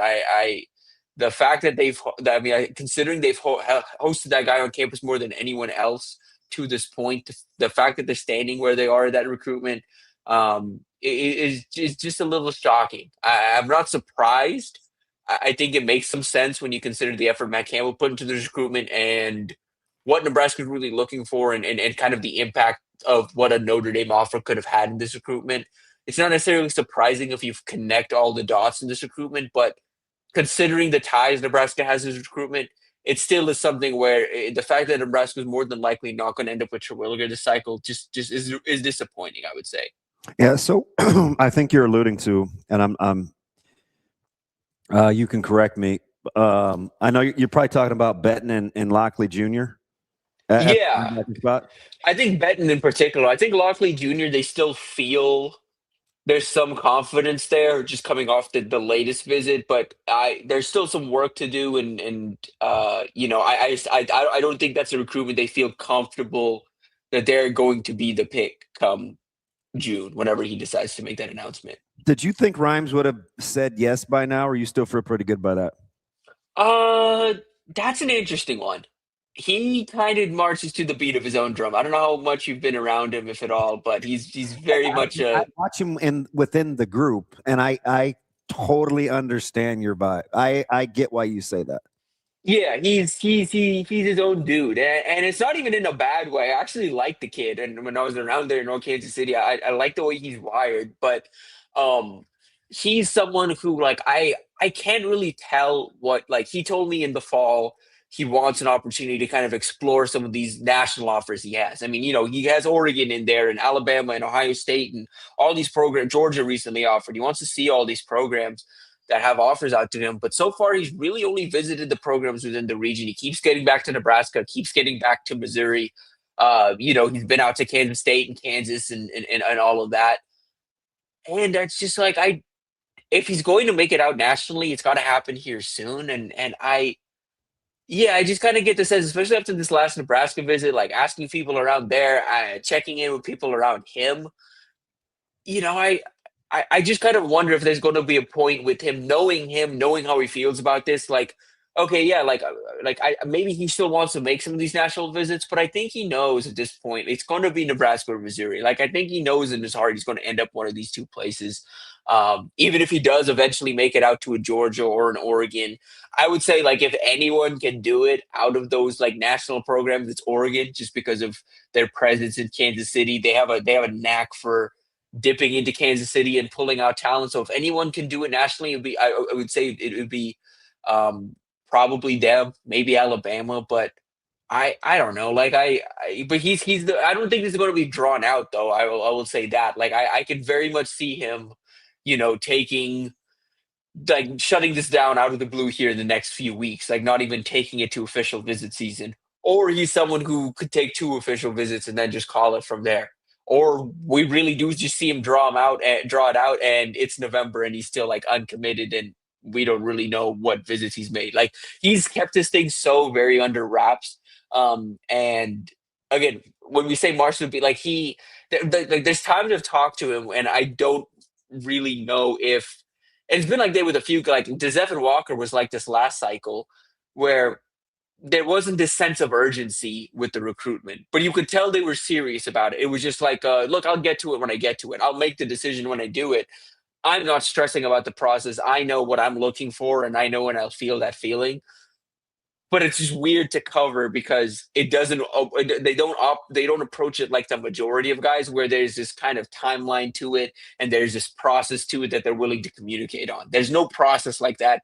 It's just kind of I know the feeling, and when I feel it, and I'm just going to commit. But the thing with those guys, like the Zephyr Walker, like with Kobe Rhymes, once those guys are committed, you're not going to hear a word about them. They're going to be committed, and it's done. The recruitment's going to be done. Let me get you out. Last one for me. What do you think Nebraska needs to do in the spring game on Saturday? It's, if Nebraska wins this Saturday against Vandy, the spring game is going to be an afterthought, which I get it. Right? One's a scrimmage. One is uncharted waters. Can Nebraska use that? What do you think has to happen for the spring game? Maybe independent, or if the basketball team wins against Vandy. So I think for recruits, I is that mainly the focus? Would we say is for recruiting for recruiting purposes? I would say so. But although, with this new staff, they do want football is really important. Like they want it to look like a game. Yeah. So and that's the thing. I think recruits do want to see competitive ball. I would say the things I would be looking for that if we were to put like a Venn diagram of like the things the fan base and I would say recruits are both looking for and would help Nebraska down the line for both helping the fan base morale and helping recruits in terms of seeing Nebraska as a viable option. I would say getting after the quarterback. Like I would say, like I don't know. I mean, at this point in where we're at, I would say the fan base wouldn't be overly concerned if Nebraska had pressure and was getting home. They would be more encouraged by the fact that they had pressure that was getting home in the spring game. Correct? Yeah, yeah. I mean, because we like the offensive line, regardless, right? Yeah, yeah. I would say pressure. At least see recruiting that there's an intentional effort to build through the O-line, D-line, which is what which is what everybody wanted. Yeah, and so you have a bunch of guys that are going to be back on campus, a bunch of repeat visitors, and for some that are on campus for the first time, it's seeing this growth from last year to this year at some of these positions where you've seen changes. So edge, like I said, creating pressure along the defensive front. Are they able to stuff the run more consistently? Vice versa on the other side of it, and it's going to sound counterintuitive, but with where this program is at, replacing Emmett Johnson with those backs, there's a lot of expectations on those guys. I think there's some pressure on Mekhi Nelson, Isaiah Mosey, and Jamal Rule to show out a little bit, even with the expectations on the other side to stop those guys. I think there's some expectations for those guys to at least flash a little bit. No, I don't think anyone's asking for a 100-yard day from any of the backs, but some flash plays in the run game, in the pass game, whatever that looks like. I think all those guys will probably need to show that they can hold up in pass protection. I think everyone would be encouraged with seeing that. Some of the, I think Nebraska would like to get Isaiah Rodgers and Isaiah Rodgers back on campus, but also Amari Brown back on campus for the spring game. Brown at least expected in town. And so, seeing some growth from that young back room would be encouraging. And then I think just defensively, I think is where the focus would be for me. Like, you want to see this unit fly around. You want to see this unit attack. You want to see this unit play with the physical edge and the violence and this and clutter up the picture the way Rob Borges just said. I think for both the fan base and the recruits that have heard a lot about this, the guy like Blake Benton, who heard about this and saw this on film in January and is back on campus for the second time. Nebraska has to work fast here if they want to make up some ground in that recruitment. And if they're going to do that, they're going to have to show those guys at the second level, those top linebacker targets at the second level, that this is a defense that can develop them to fly around. At the first level, the front, the guy like David Folo Runcho, he may not be in town, but he's going to be watching on TV and he's going to be wanting to see, okay, Nebraska said they want to feature me. Are they going to be able to actually get me to the backfield? Are they talented enough to do that? Are they going to be able to create pressure consistently independent of me? So they're going to be watching that. And then the last thing for me, I know we mentioned, I don't think, like the fans in general are going to make much if Nebraska gets pressure. But I do think with where Nebraska's at and what they're trying to build along the offensive line, there's going to be a focus on the development of the tackles. I think there's going to be a real key on Elijah Pritchett, Claude and Puma, and on the other side, Tree, and just where those guys are at. I think a lot of these national recruits that are going to be in town, Olu Bopula, Albert Simeon, if he's back in town, Mark Matthews, they've seen Elijah Pritchett in years past at Bama. They've seen him at Nebraska last year. They've seen Tree at South Carolina in years past. They've seen Pablo Benga at LSU in years past. So they've seen these guys before.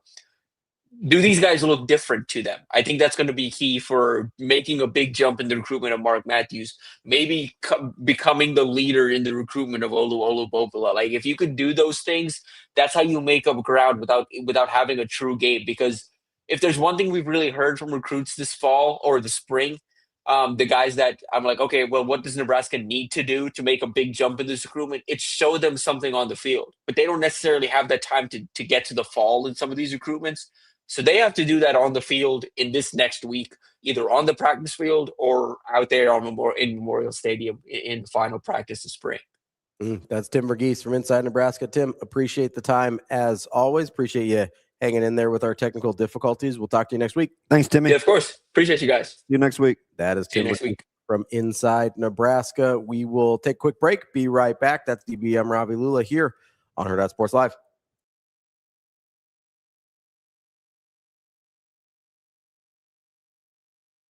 March into savings with Edwards Kia's March Mania lease special. Lease the 2025 Kia 4 EX starting at just $209 a month. A fresh new ride at an unbeatable price. This is what March Mania looks like. March into savings in a big way.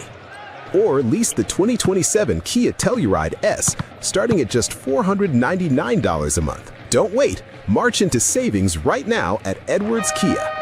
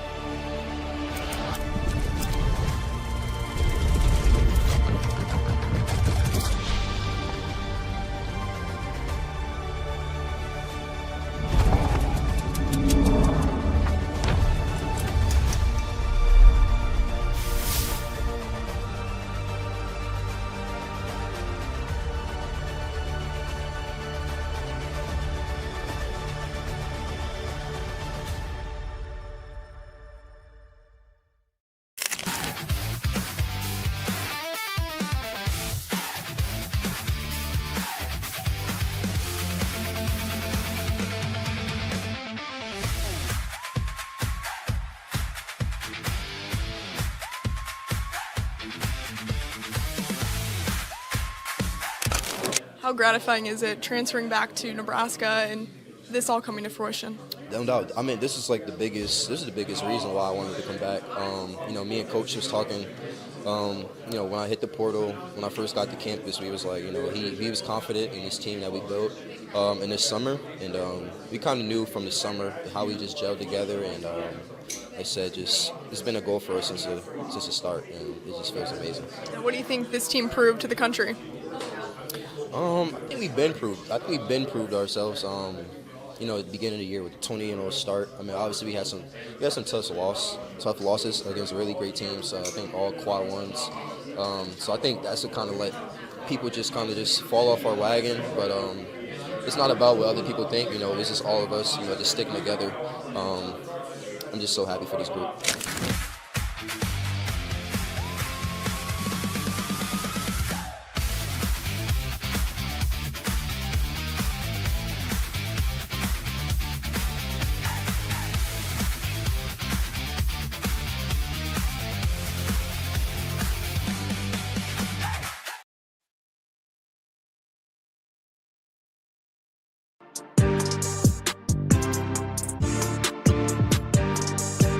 Welcome to Hurrdat Sports Live.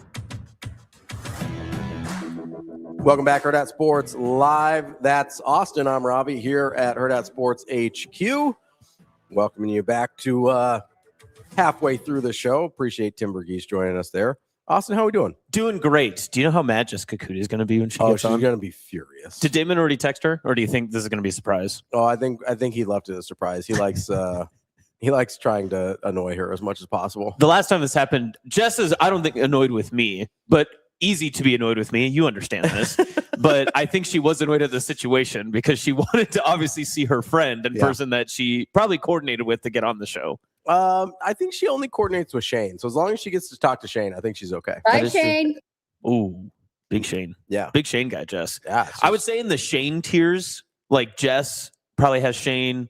Like, how do I say this? Do any of our guests like Shane more than Jess does? No. I don't know what you're talking about. Shane, would you agree? Yes. Wow, you've got to cut up for everything. He's just gonna talk to us in Jess verbal meme. From the, yes, he's verbal meming us right now. Oh, no look past Griesel to Casey.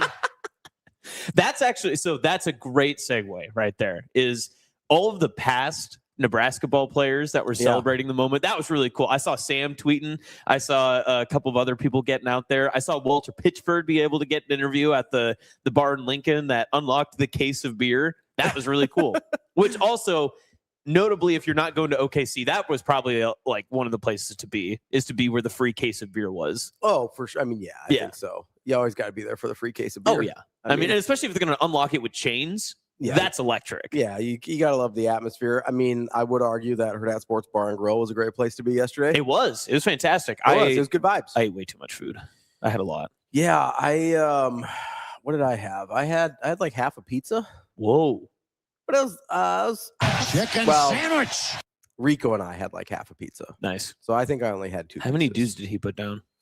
Oh, I stopped counting when I got concerned for his health. That's so okay. After like 4. After 1, I would have been concerned for his health. I mean, listen, I have a little bit higher threshold for soda drinking than you do.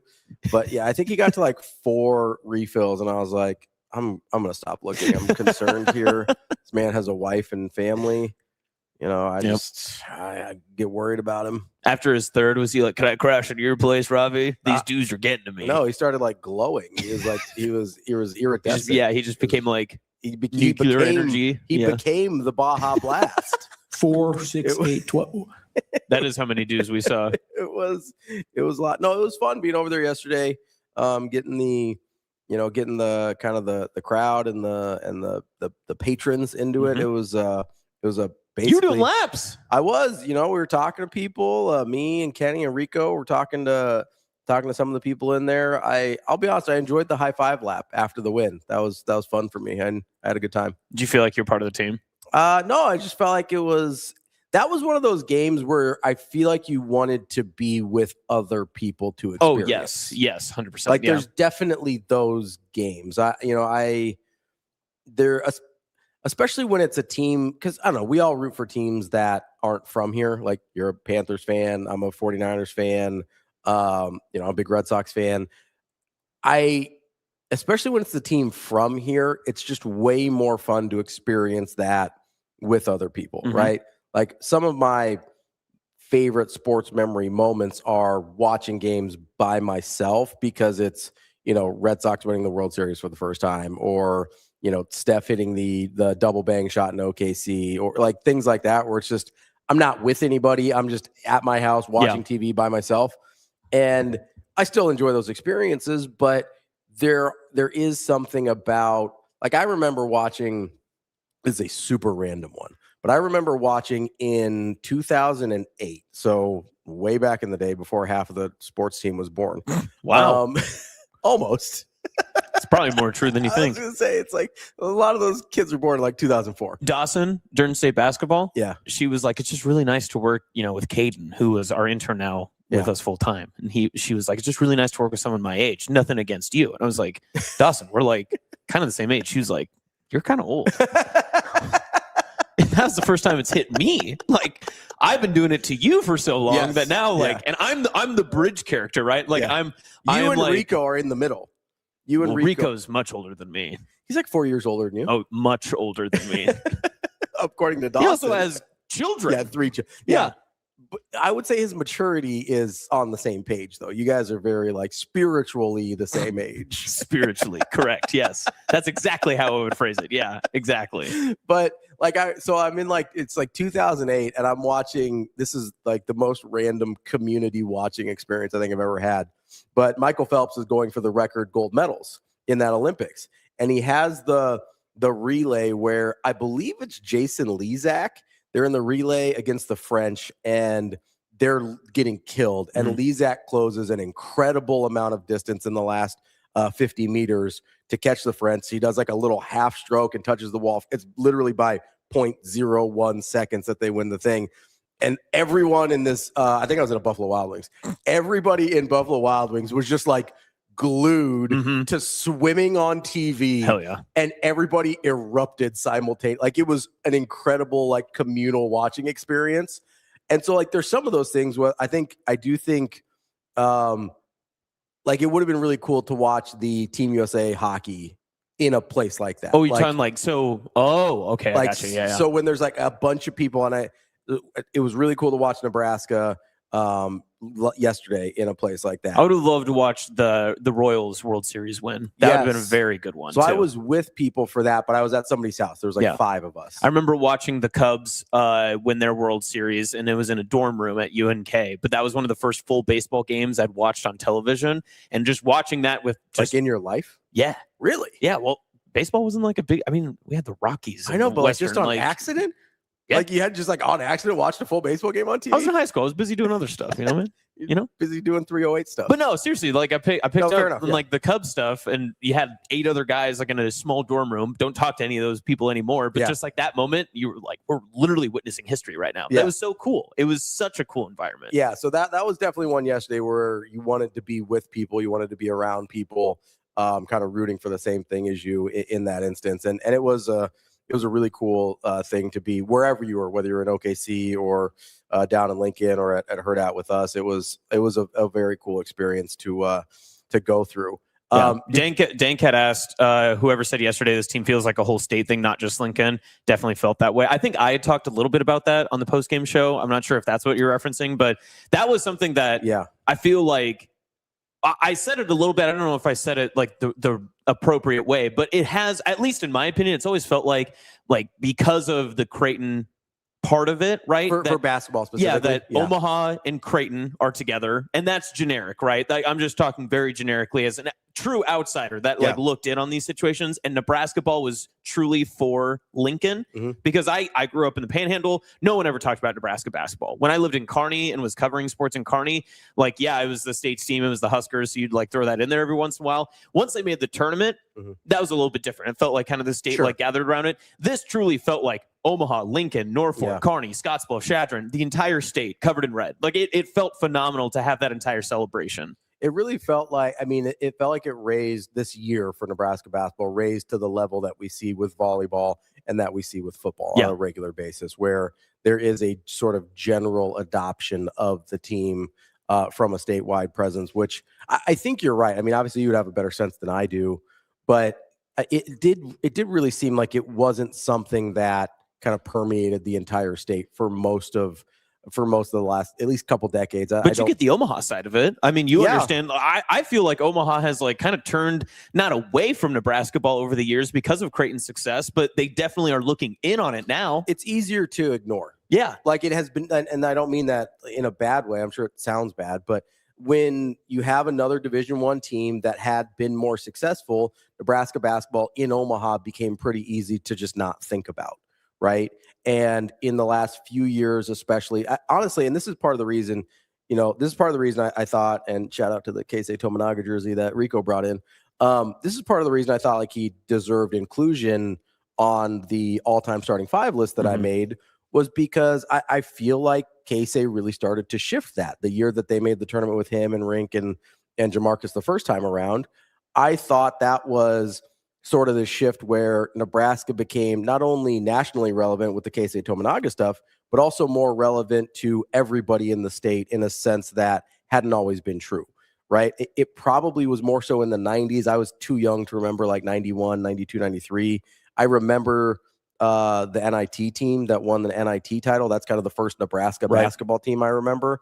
But so I can't really speak to, and I was young, so I can't really speak to what the overall state presence was like then, but and Nebraska and Creighton wasn't as good at that time either. So it may have been a much more prevalent Nebraska basketball kind of state there. But it does feel like in the last 3 years, even with, and I know people kind of poked fun at it last year, myself included, because I thought it was funny.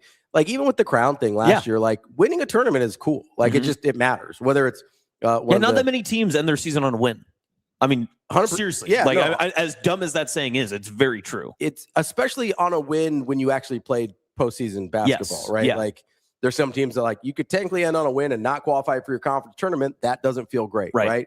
But to play in a conference tournament, to play in a postseason tournament and end your season on a win is a big deal. I even think, I'll go to the exemption tournaments around Thanksgiving. I think winning those is cool. Like if you go and win, there's some that are bigger than others, but like if you go and win Maui or Atlantis, or winning Maui was always a big deal. Yeah, like some of these bigger tournaments. Well, even Nebraska again when they won the Diamond Head or whatever it was. Yeah. I mean that was a big one even at the time before the crown, before all this. Yeah, and so I think winning tournaments is a big deal. So and last year especially, it just kind of, I thought it was really important to not have the last NCAA tournament appearance feel like a one-off. And I felt like the Crown Championship helped that a lot, where obviously no rink last year kind of threw a wrench into things. The team probably didn't look how Fred planned it to look or how he wanted it to look.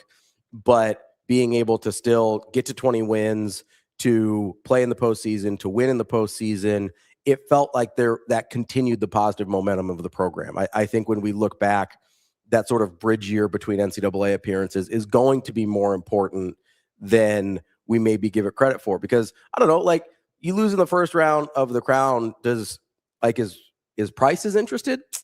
Yeah. You know, question. like, Yeah. I mean, good question. Yeah. Are obviously, I think he committed during the Crown run, if I remember right. I think so, yeah. right? You know, I know Jamarcus likes here. Does Jamarcus want to come? Like, yeah, see, that's a big one too, right? Yeah, because he's been important this and when year. you can see that the program's on an uptick, it's easier to convince someone, yes. right?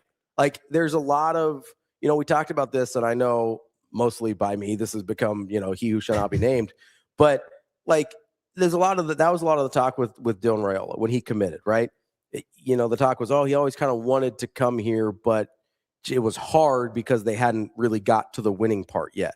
And he decided to come here anyway and then leave, and whatever happened, it doesn't really matter at this point. But like, it is harder if there's not positive momentum to say, yeah, I can see it happening there. Mm-hmm. Right. And I do think maybe more than we realized at the time, and more than we'll probably give it credit for later, I do think the way last year ended made it easier for people to say, oh, I can see it happening there. Yeah. Whether it's with the transfers, whether it's with some of the recruits they've got coming in, which they've got some quality guys, like I think Colin, it's Rice. I think his first name is Colin. Like, he's a really quality player that's coming in. We saw him play in some local tournaments here in high school, like really, really good player.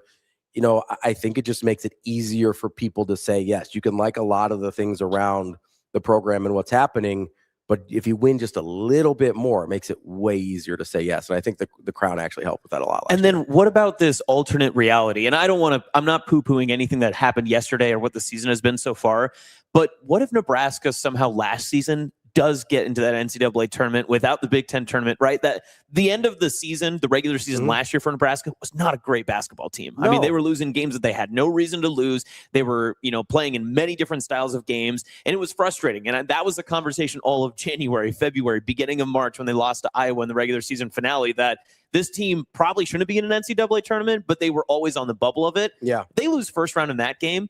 I don't think anything translates the way that it does this season. It's a lot different. Yeah. Especially the way they ended the season. Had they been able, because I mean, the talk was, you were talking about Big Ten tournament seeding, and all of a sudden you're talking about missing the Big Ten tournament. Let's say they had snuck into the Big Ten tournament. That probably gives them some viability on the bubble talk. Well, because that means that they beat Iowa in the regular season finale, right? So, like, you've got some viability still in the bubble talk. Let's say they sneak in, but one win against Iowa versus another loss in the Big Ten tournament and another loss in the NCAA tournament, I don't know how much that helps you. Right. Yeah. Right? The whole momentum completely changes because, like you had said, like, it was almost this tongue-in-cheek, like, oh, well, Nebraska, congrats on your crown. But now we can look back and almost affirmatively say the crown is the best thing that happened in Nebraska to lead into the success for this year. Yeah, and we used to do this with the NIT more, and we probably are more dismissive of the crown because it's newer and smaller and whatever, but we used to do this with the NIT a lot, where you'd look at teams and go, hey, if they finished, especially if they were young and had returners, which returners feel like a thing of the past, but not always, right? Well, for Nebraska, it's been a big deal. It has been, but like a lot of times we're like, oh yeah, returners, what are those? Exactly. But it used to be like, hey, this is a team that's got a lot of freshmen and sophomores. They made it to New York in the NIT to make it to the NIT Final Four. You look at them as like, oh, that's a team I'm looking at for next year. Whereas we didn't really do that with the crown for some reason, even though it's very similar principles when you're talking about who's coming back and who's not, and who Nebraska would have there. Now, obviously, there's parts of that equation that, you could make the argument that 3 of the 4 or so best players on the team in Price, Rink Mast, and Jamarcus Lawrence weren't playing in the crown last year, right? So that could go a long way to say, yeah, I don't really know about some of those things, but I do think learning to win and learning to have a culture of winning for guys that were there, even guys like Mast who was there but not playing, or Frager who was there but not playing, but guys like Cale Jacobson and Sam Hoiberg, who started seeing his minutes ramp up. I mean, maybe that's the most important thing that we saw at the end of last year, is giving Sam Hoiberg the confidence to be the guy we saw this year. Yeah. All right, we're going to talk a little bit more Nebraska basketball with Mike Sautter coming up next. He is in Oklahoma City, the site of the, well, not the crime, I guess the coronation. Not yet. You're just doing too much Crown right now. A lot of Crown stuff right now. You think he had maybe some Crown yesterday? I don't know. He was working. I don't know if Mike, after he clocked out, had any beverages or not. We can ask him. We can ask. If he had any soda pops last night. No, he stopped drinking sodas. Lemonades. He's on lemonades. Lemonades. Yeah, sugar-free lemonades too. We'll talk to Mike Sautter from Hurrdat Sports coming up next.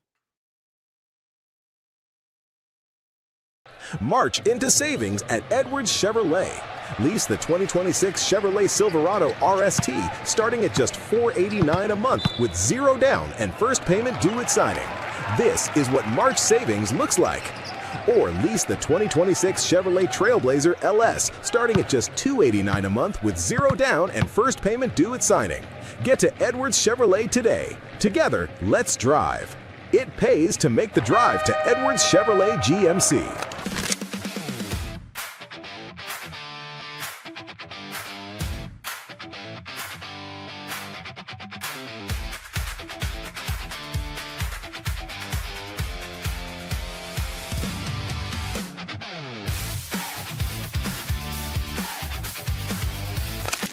You know, I'm kind of surprised. I'm just kind of numb.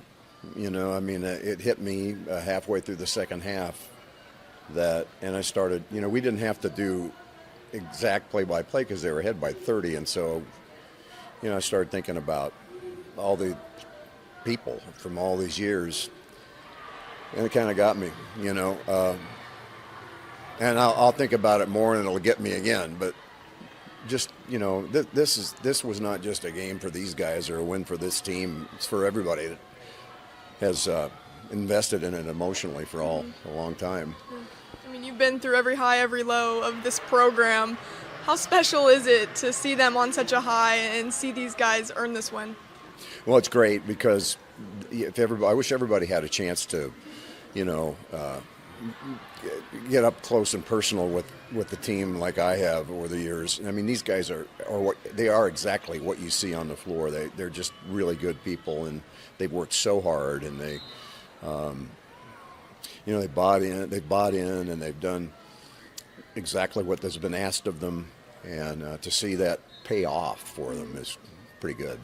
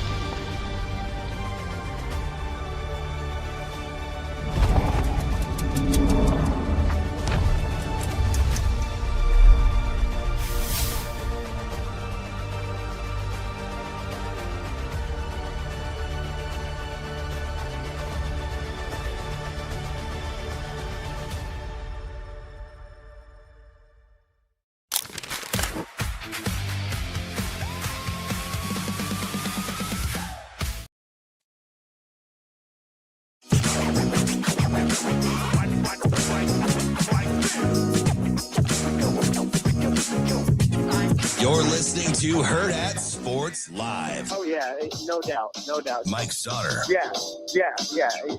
Mike Sautter. Oh, man, you're going to put me on the spot. Mike Sautter. Welcome back, Hurrdat Sports Live, presented by Next Gen Male Medical. That's Austin. I'm Ravi here at Hurrdat Sports HQ. We are joined now by Mike Sautter from Hurrdat Sports and NEB Preps. Mike, how we doing? Hey, can you hear me all right? Yeah. Can hear you great. Okay, because I got these new earbud things, and I just want to make sure. I was going to say, are your ears a little blown out from yesterday's performance? It was loud. It was so loud in there. It was, let's see. like Purdue 2 years ago, Wisconsin 2 years ago, yesterday for me. No sit Sunday, I guess, if you go back that far. So yeah, it was really loud. It was an experience, I'll tell you that. It's pretty fun. What's the vibe been like outside of the stadium? I mean, you know, we hear about all the Nebraska fans down there. Did you get to see after the win at all? I mean, I know you had a lot of post-game responsibilities, but like just out on the streets at all, what it was like for Nebraska fans? Yeah, I didn't get out. I didn't get outside until I think it was like 7:30, 7:45. So like 7, whatever. So no, I didn't get to see it, but there were still people walking around and hanging out. I cannot imagine like the 7:45 tip off tomorrow. Yeah. Holy crap. Like, Yeah. Mike, I had heard that there was some concern from Husker fans that they didn't realize the Oklahoma liquor laws did not allow them to start drinking until I think it was like 10. And so they got a little bit worried about how much pre-gaming they could do before the game even started. yeah, I saw a little bit about that like, man, these like, you know, but they were on it quick. I mean, just walk in when the when the concourse opened up and you know, fans were allowed in, I kind of I like went up and took a little walk, and I was like, oh my God. Like, people just beers in hand already. The line at one of like the bars, like there was an actual bar where you could get drinks, was hundreds deep. I mean, it was super loud. It was something. People were having a good time, I'll say that. So as you're watching that game, obviously, you know, Troy hung in there for the first, you know, 5-10 minutes of that thing. You've got, you know, 20% 3-point shooter Victor Valdez hitting a couple early threes, and you're like, that was crazy, by the way. That guy, dude, he's a 22. He doesn't suck. He's a bad shooter. He's a bad shooter. No, he's done. He sucks. No, like, what, you know, okay. I probably gave him, I did this full like Troy breakdown, right? Mm-hmm. I gave that guy way too much credit. Well, yeah, we had this conversation where you talked to a lot of coaches who had scouted him and stuff like that and played against him, and they gave like Luka light comparisons in terms of like body size and passing, and I said, Mike, he's Boris Diaw. Like he's Boris the Diaw. LeBron stopper. Like, much closer to Boris than Luka, yeah? Hey, here's my cell phone, and if this is laying just on a table flat, he can't guard that. Like,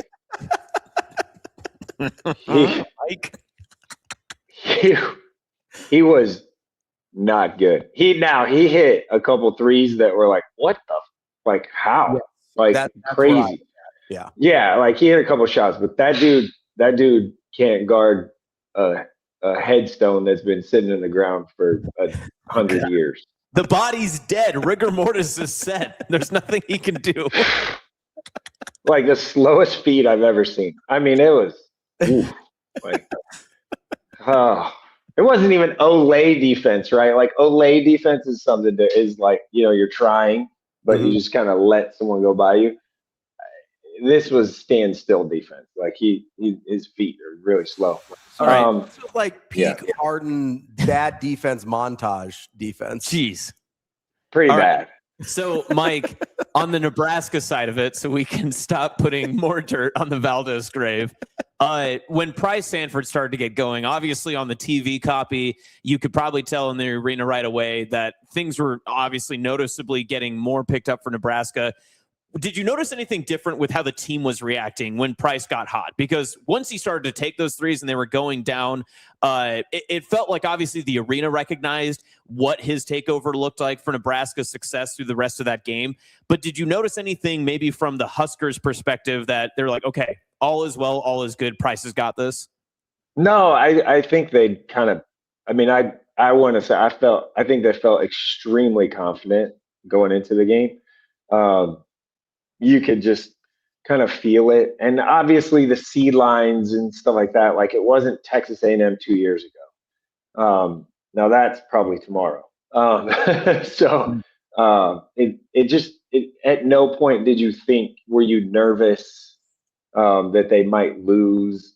Their body language was great the whole game. Price's threes, like, it energized the crowd even more. I'll say that. But the team, they just kind of kept level, kept doing what they were doing. There wasn't like a extra like get juice from that. I mean, yeah, it gave them confidence, more confidence, I guess. But no, I don't think there was like it didn't feel like the body language really changed or what wasn't affected really at all. Mike, as you mentioned Vandy and that matchup tomorrow, so let's kind of start rolling ahead to that one. I don't know how much more there is to analyze about the Troy game. They beat them by 30. Yeah. It played Victor out. Valdez sucked. All the good stuff. I will say I do like Thomas Dowd though. That guy plays hard, really hard. Yeah, Berkey did a really good job on him. He did. Like Berkey didn't like stat sheet it. He wouldn't like score double figures, average double or anything like that. But in the middle of the game, I was sitting next to Austin Orman, I believe, and I was like, Berkey's playing I believe the exact words were Berkey's playing his nuts off, and like he was, and then he got hit in the nuts, and so he almost lost him. So well, then he did play with his nuts off. So Vandy, really good team. The weird thing about Vandy is like the parallels to Nebraska, like never won. Yeah, that and the history part, like never won. Won at a high level in March, or is like always like pick finish 10th or below in the league, and those sort of things. Like the parallels are very much so kind of similar. And even this year, how their season started was, winning hot, win streak, big long winning streak, hit some bumps in the road, and then it, then kind of won. Obviously, they beat Florida by 17 in the SEC semifinals. So pretty good team. They're not huge. That's why I brought up. I brought up Texas A&M from 2 years ago. Like A&M wasn't like overly, didn't have 3 7-footers or anything, like not like Michigan or anything like that. But they're athletic and they're good and they're really well coached. So it's going to be pretty interesting. Okay, Tyler Tanner is really good. Like their point guard, their sophomore point guard. I will say this though, I watched obviously the McNeese game. I made it a point to kind of go back out and watch that. Or McNeese, sorry. McNeese probably could have guarded him, actually tried to guard him. And that would have maybe helped a little bit. But he's really good. He can really shoot it. He's a smooth operator. I think it's going to be a pretty strong challenge for probably Jamarcus. We'll guard him. And I'm guessing that Sam will probably get the Duke Miles assignment. And Duke Miles is like a linebacker, like really put together and strong. So it's, I've just kind of started digging in on Vandy a little bit this morning, but he's got a really old man game and has a bunch of fakes and misdirections and, not a overwhelming athlete, but a really good player. So like Sam Hoiberg-ish, right? So it's one of those things. They're not, and their post players aren't huge. They're not like I said, 7 foot or whatever shot blocker guys. They're athletic, and they kind of roll out a lineup that's not, we're talking like 6'7", maybe 6'10", but that's rink is that too. So I do think it's gonna be a tough game. I think Vandy's pretty good, and they're gonna have to play a road game in a neutral site. But it's it is what it is. And I'm telling you, like, Tyler Tanner's really, really good.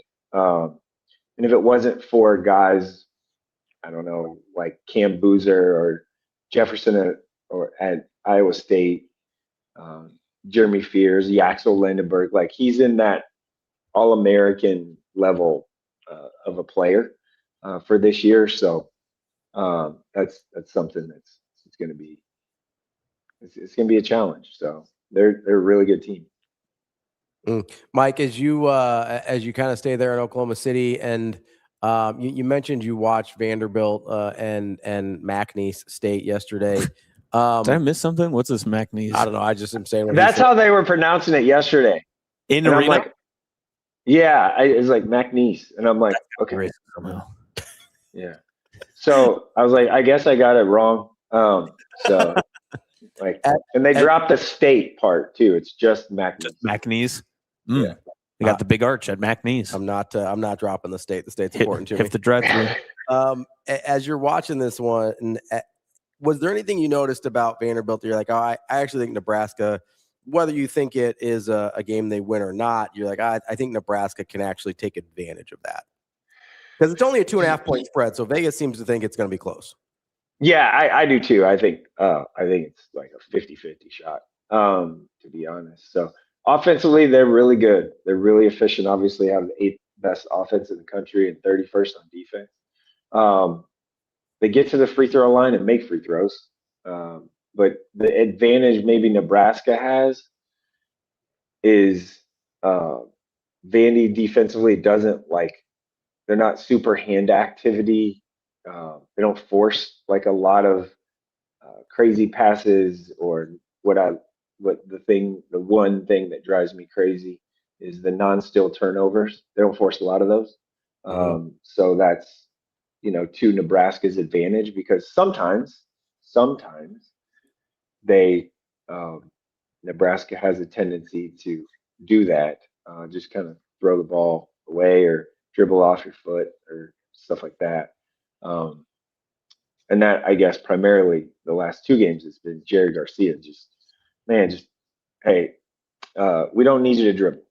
Like, you just grab the rebound and find the outlet.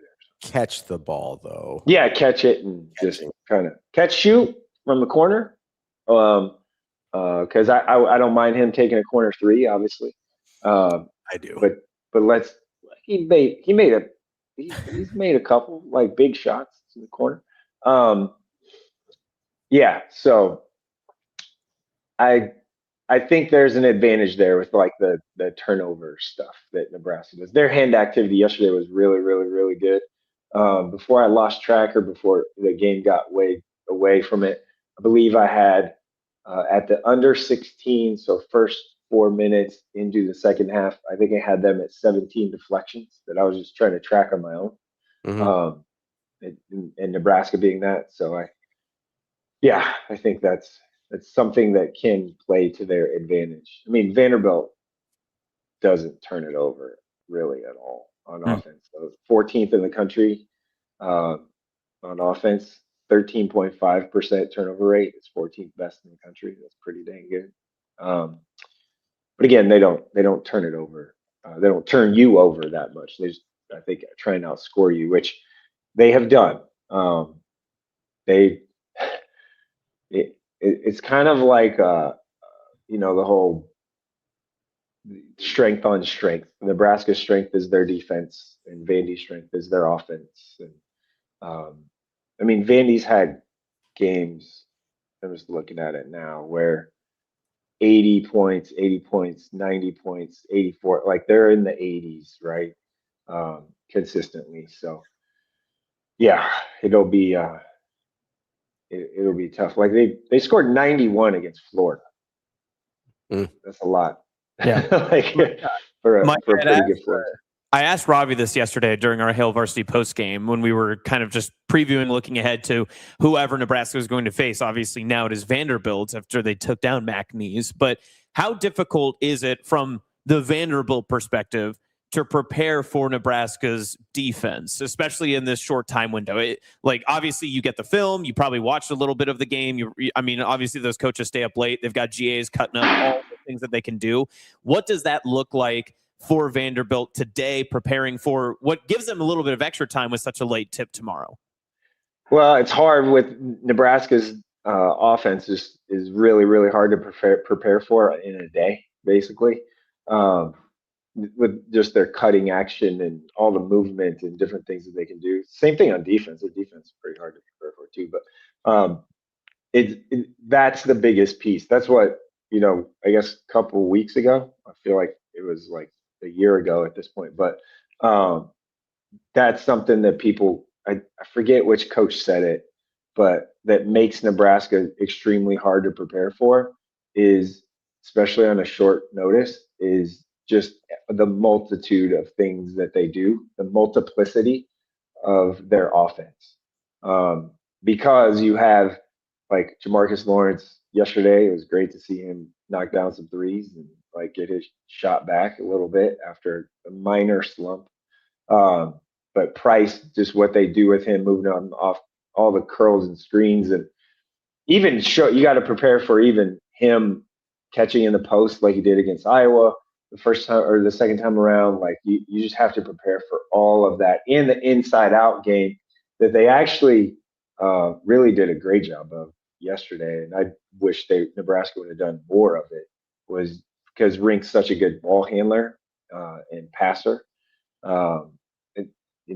They did a good job of kind of kicking it back out, swinging it, making that extra pass. So there's a lot of extra pass stuff that they do. So I don't know. Vandy defensively could be in trouble. This game could be a lot of points, like in the 80s, something like that. I mean, I guess looks like 76, 75 people I've seen already this morning. So, which is still a lot of points in the NCAA tournament. But I do feel like this could be a little bit of a shootout.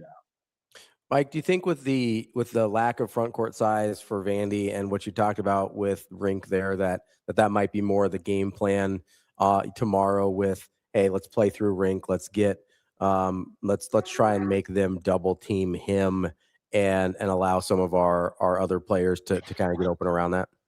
Yeah, similar to what they did yesterday, right? Like Rink was the sort of initiator of the offense. They got the ball inside a lot, and they wanted to get him touches. I think they'll do a lot of that tomorrow. Not sure you want Berke, doing that, getting people on his hips and stuff like that. But Rink for sure, you want to do that with. And then it'll be Frager. Yes, like he was 1 of 9 from 3, but his effort and energy defensively, he was pretty locked in, which is really good because you need that extra piece. And after he made that breakaway pick 6 dunk, I knew like, yeah, when he touches it, he's shooting it from now on. Like it just is. And he hit a corner 3, which is good. So gives him a little bit of confidence there to see the ball go in. But he's going to be a pretty vital piece tomorrow, I think, in this game. Just everyone defensively is going to have to be, as Fred likes to say, on point. Mike, what would you like Braden Frager's offensive, I guess, shot selection, decision making to look like? Wow. Catch and shoot. So Braden Frager, I've probably seen, I'm going to guess 100 times in his life play basketball in a game, whether it be AAU game, high school game, obviously with Nebraska this year. He loves to go left. Like, I don't even think he can go right, to be honest. Straight line driver left. And because he's lefty shooter and athletic, he's got to get a little bit more. One thing he absolutely needs to improve on is handling the ball in traffic. When I say even handling, like even trying to, when he picks up a dribble and he's kind of getting guarded, maybe a little bit of a double comes hard on him, getting it out quicker, making better decisions with the ball instead of trying to dribble through 2 guys and get to the rim because he's a straight line driver, like get to the rim guy. Like, how often do you see Braden Frager just pull up and shoot like a midi when he gets stopped? It doesn't happen. So those are a couple of things, right? Obviously, he's got to be able to shoot it from three a little better than he has in the last couple of games, but offensively, he's got it. He's those are the things I think his game can absolutely improve on, and just moving his feet better laterally, right? Like the lateral feet movement thing is something he can improve on as well. Mike, you talked about the confidence coming into the tournament and the team just exuding it as they were on the floor, for practices, whatever the case was. You've been around this team all year. Can they replicate that amount of confidence after following the win with the day off and getting ready for Saturday night? Yeah, I think so. I think that this team is just overly mature. I will say even so after the press conference was the open locker room stuff, I went in there and just you could already tell that, like, yes, they had the the relief of winning that game. That was the ultimate goal this whole year was winning one NCAA tournament game. I don't care, like, one of the bad things about winning the 20 games in a row and winning 27 games this year was the fan base and people's expectations ratcheted up to like, oh, we could be in Final Four or Sweet 16 or Elite Eight or whatever. It's like, hey, one game at a time, one step at a time. Just win the one game. Just get that out of the way. And now, like, it's not a house money thing because his team expects to win every game they play.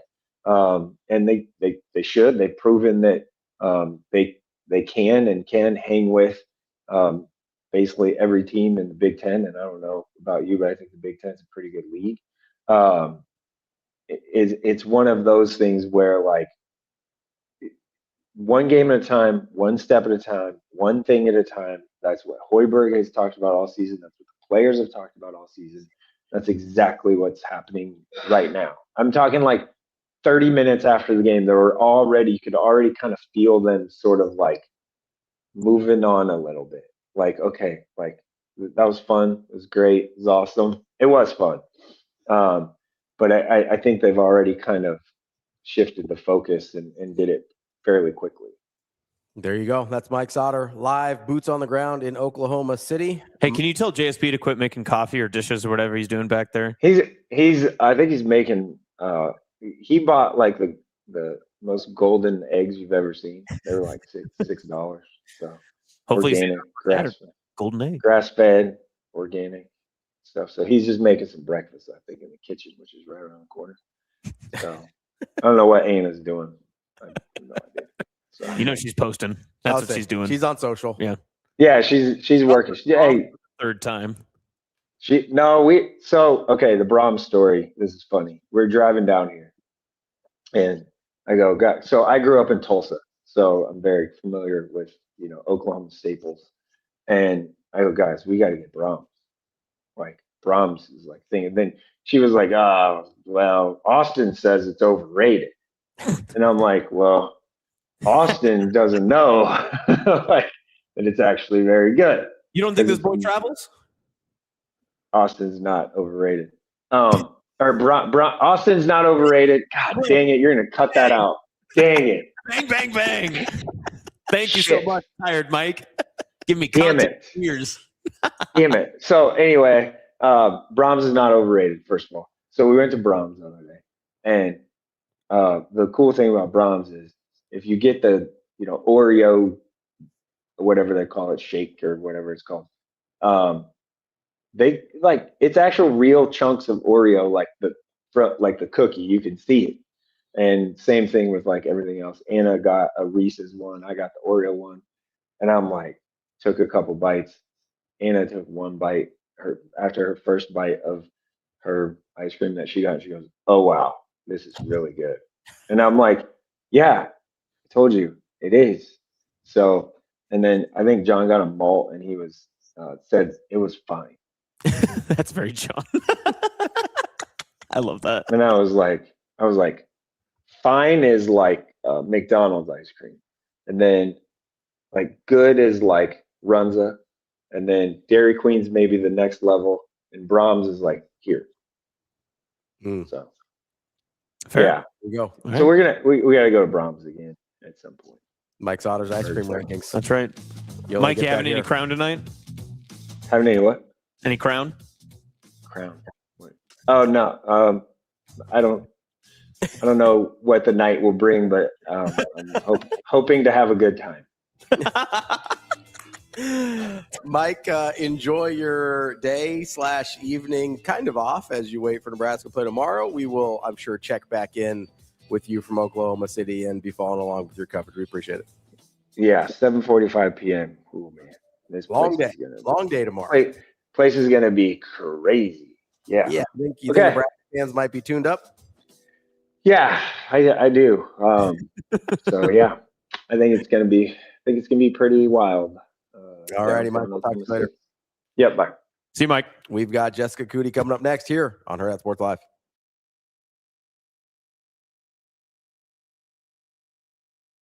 March into savings at Edwards Nissan. Lease the 2026 Nissan Rogue Platinum starting at just $339 a month. A premium ride at an unbeatable price. Drive away with more this spring. Or save $2,650 on the 2026 Nissan Pathfinder. Plus, finance at just 2.9% for 72 months. Don't wait. March into savings right now at Edwards Nissan. It pays to make the drive to Edwards Nissan.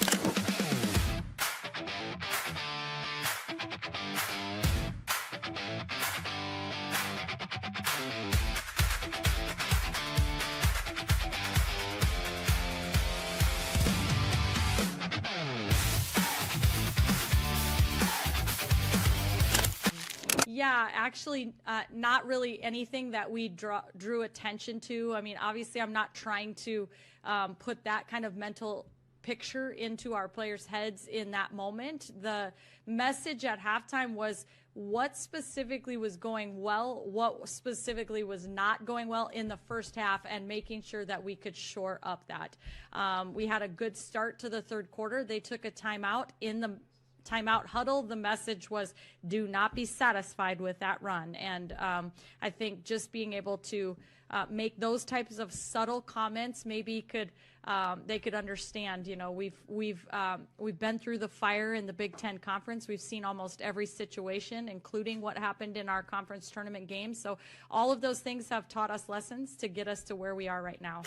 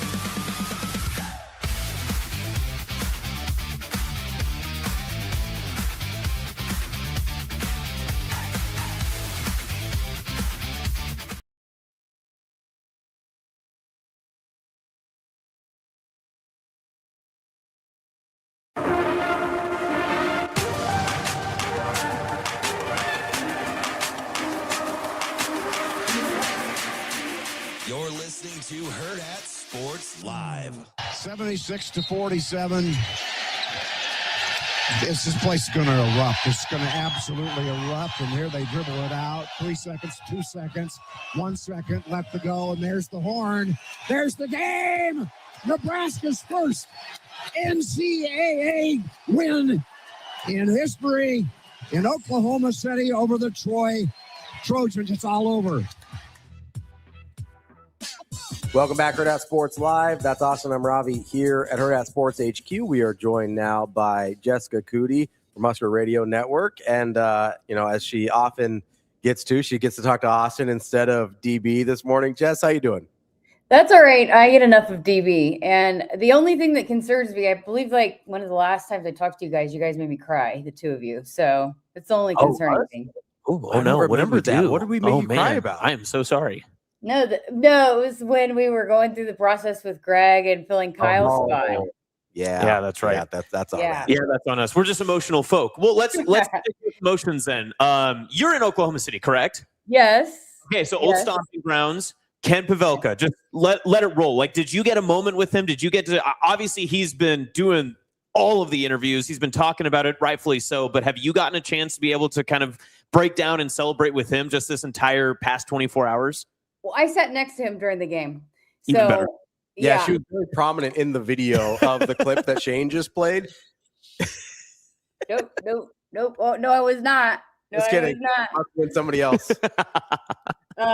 No, I mean, obviously I'm in the video, so you could see me clearly sitting next to him. But yes, I couldn't actually hear because it was so dang loud in the arena. So I could only hear bits and pieces. But yeah, I mean, I spent a lot of time with Kent, and even I did a segment with him for Sports Nightly last night. But yeah, it's kind of crazy because I had a lot of people that we work with, and then even people around the arena.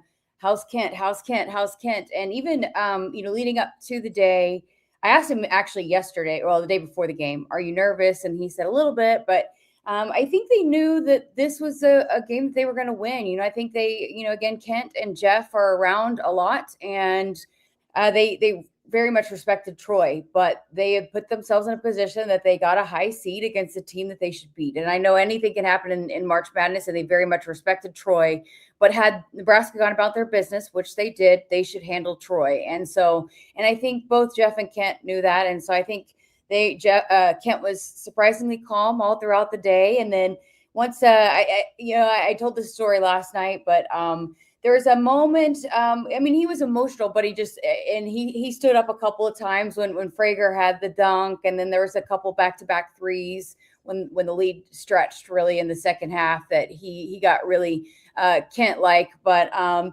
timeout happened. Troy called a timeout, and it was after I think those two threes, and the crowd was going bonkers, and he just kind of sat back. And I could see the emotion in his eyes, and I think that was when he really took it in more so than even at the end in the final call.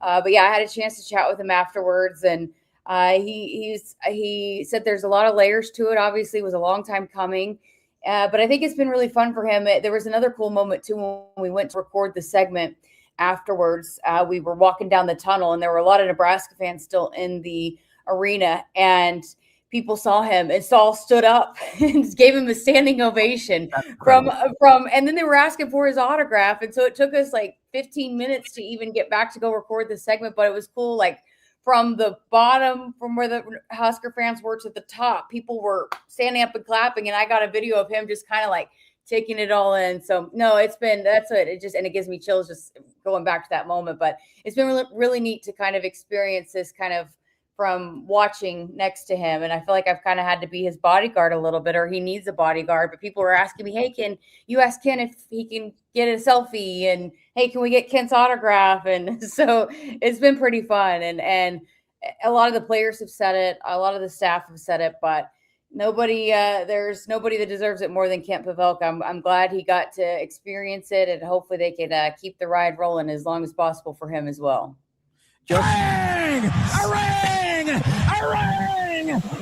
So there's, it's interesting when you kind of tell all these stories about how people reacted and asked about Kent and talked to Kent.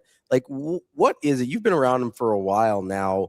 Like, what is it that you think people resonate with so much about him and this team in general? Like, people have really sort of attached themselves to Kent in a way that you don't always see with broadcasters. Well, I think first of all, it goes back to, didn't you grow up listening to Kent? So I think there's lots of generations of Husker fans, right? And so, And it goes back to the glory days of when Husker football, and that's what Kent and I have even talked about, even off air. And he had brought up that this reminds me of when Husker football in the 90s and we were going to national title games and Husker fans would show up in droves. Like this, he's like, this is reminding me of that, being in Oklahoma City, and how Husker fans are here in Oklahoma City for this basketball team was what it was like with those football teams. And so I think probably it starts with like those generations of fans that have listened to him for so long, and back when the football teams were really good. And then again, and then I think you hear his passion, and he pours his heart and soul into it. And he I mean, you heard that call and everything. I mean, he lives and dies by every play, and he is invested in this. I mean, he's a fan, and I don't know if you always hear that with play-by-play guys, and especially when you turn on the TV. And I think Nebraska fans were invested in it, right? I mean, they're invested, and so they want to hear somebody that I think resonates with how we feel. Yeah. And so I think that's why they relate to that. And then he's done it for so long, and he's so passionate about it. And then now I think this team is so special, and then he's connected to that. And how many viral moments has he had? So then this team is really cool. So that's what I mean, there was an 8-year-old asking for his autograph yesterday and said, "I love listening to you."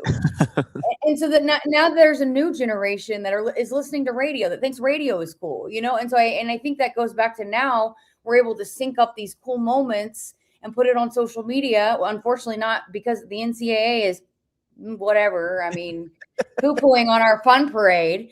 And so we're not allowed to share any of the, due to violate or whatever restrictions and policies, we can't put any of our broadcasts on social. And so we can't sync up any of the NCAA tournament, but throughout the season, we've been able to kind of bring it on a different platform. And so it introduces a new generation. And so now there's this next wave of Husker fans that have now been introduced to Kent in a different way. And so I think it just now, and Kent has been very, he said that this team he's got to have a good product. And so I think this team has now opened the door for,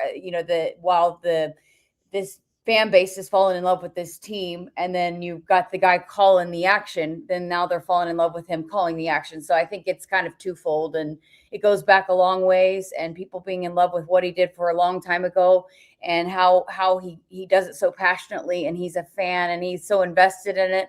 But now you have a new generation of fans that have fallen in love with this team that now connect Kent to this team. And so it's just been really cool to watch. All right, Jess. So you've been in the locker rooms. You've been doing pregame, postgame interviews. You obviously got Kent afterwards. You were doing Sports Nightly. You treated it even like Big Red overreaction or Big Red reaction, which I thought that was pretty cool from you guys last night too. But I'm curious your thoughts on just how this team has continued to keep its mindset moving forward. We talked to Mike a little bit ago where he said the team entered into the round of 64 very confident, and that confidence never wavered in their first win. What was that feeling like after the locker room when the celebration subsides? Did you notice maybe more notes of seriousness? Is it still confidence, or what did that look like after some time passed from the win to now getting their mind right for what they want to do Saturday? Yeah, I told Kyle this too, because he asked me, he said, was it like a sense of like, the pressure is released? And I don't really think that, because I think, I've had conversations with this team going back to whether the guys were signing on as freshmen or coming in from the transfer portal, and whether it was this year or even, a couple of years ago, a lot of them want to be a part of history and be the team that was this team that did what they did yesterday. And I think going back to when they put this team together, we are able to have conversations with Coach Hoiberg in the summer. And, I even talked to him right after the crown, and you could tell he really liked the pieces. And then once they got on the court, you could tell they really thought that they had something special. And so while people were asking, there's something that's special being put together once they started rolling off the wins, I think they knew something special was happening well before that. And so I think for this team, they knew that this was a possibility long before that, and they kind of embraced that. And so I don't think they felt that pressure as much because they knew that they were capable of it and they were embracing it. And so it was like, yeah, it was fun and they were able to do it kind of convincingly. And so it was not as nerve-wracking.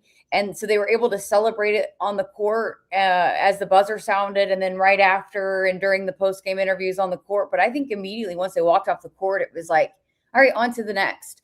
And so I think it was, for me, less about, hey, we're celebrating this, like we're happy about this. I more so took away, we're not satisfied with this, you know? And so I took it more so that they're refocusing and getting ready to kind of, and that's been what's so good about this team all along. And they've had some emotional wins. I think Coach Hoiberg talked about that in his press conference yesterday. They've had some emotional highs and lows, and they've been able to just move right on to the next. And so I think they've already, I was doing Sports Nightly, and they were in a film session, 3 hours after the game, already diving into prepping for Vanderbilt. Once they knew that it was Vandy, they ate their team meal, and then they were on to the next, and they were diving in. So, I mean, look, this team wants to, it's not just about winning the first one. I mean, they want to make a special run. And so I think I felt that immediately.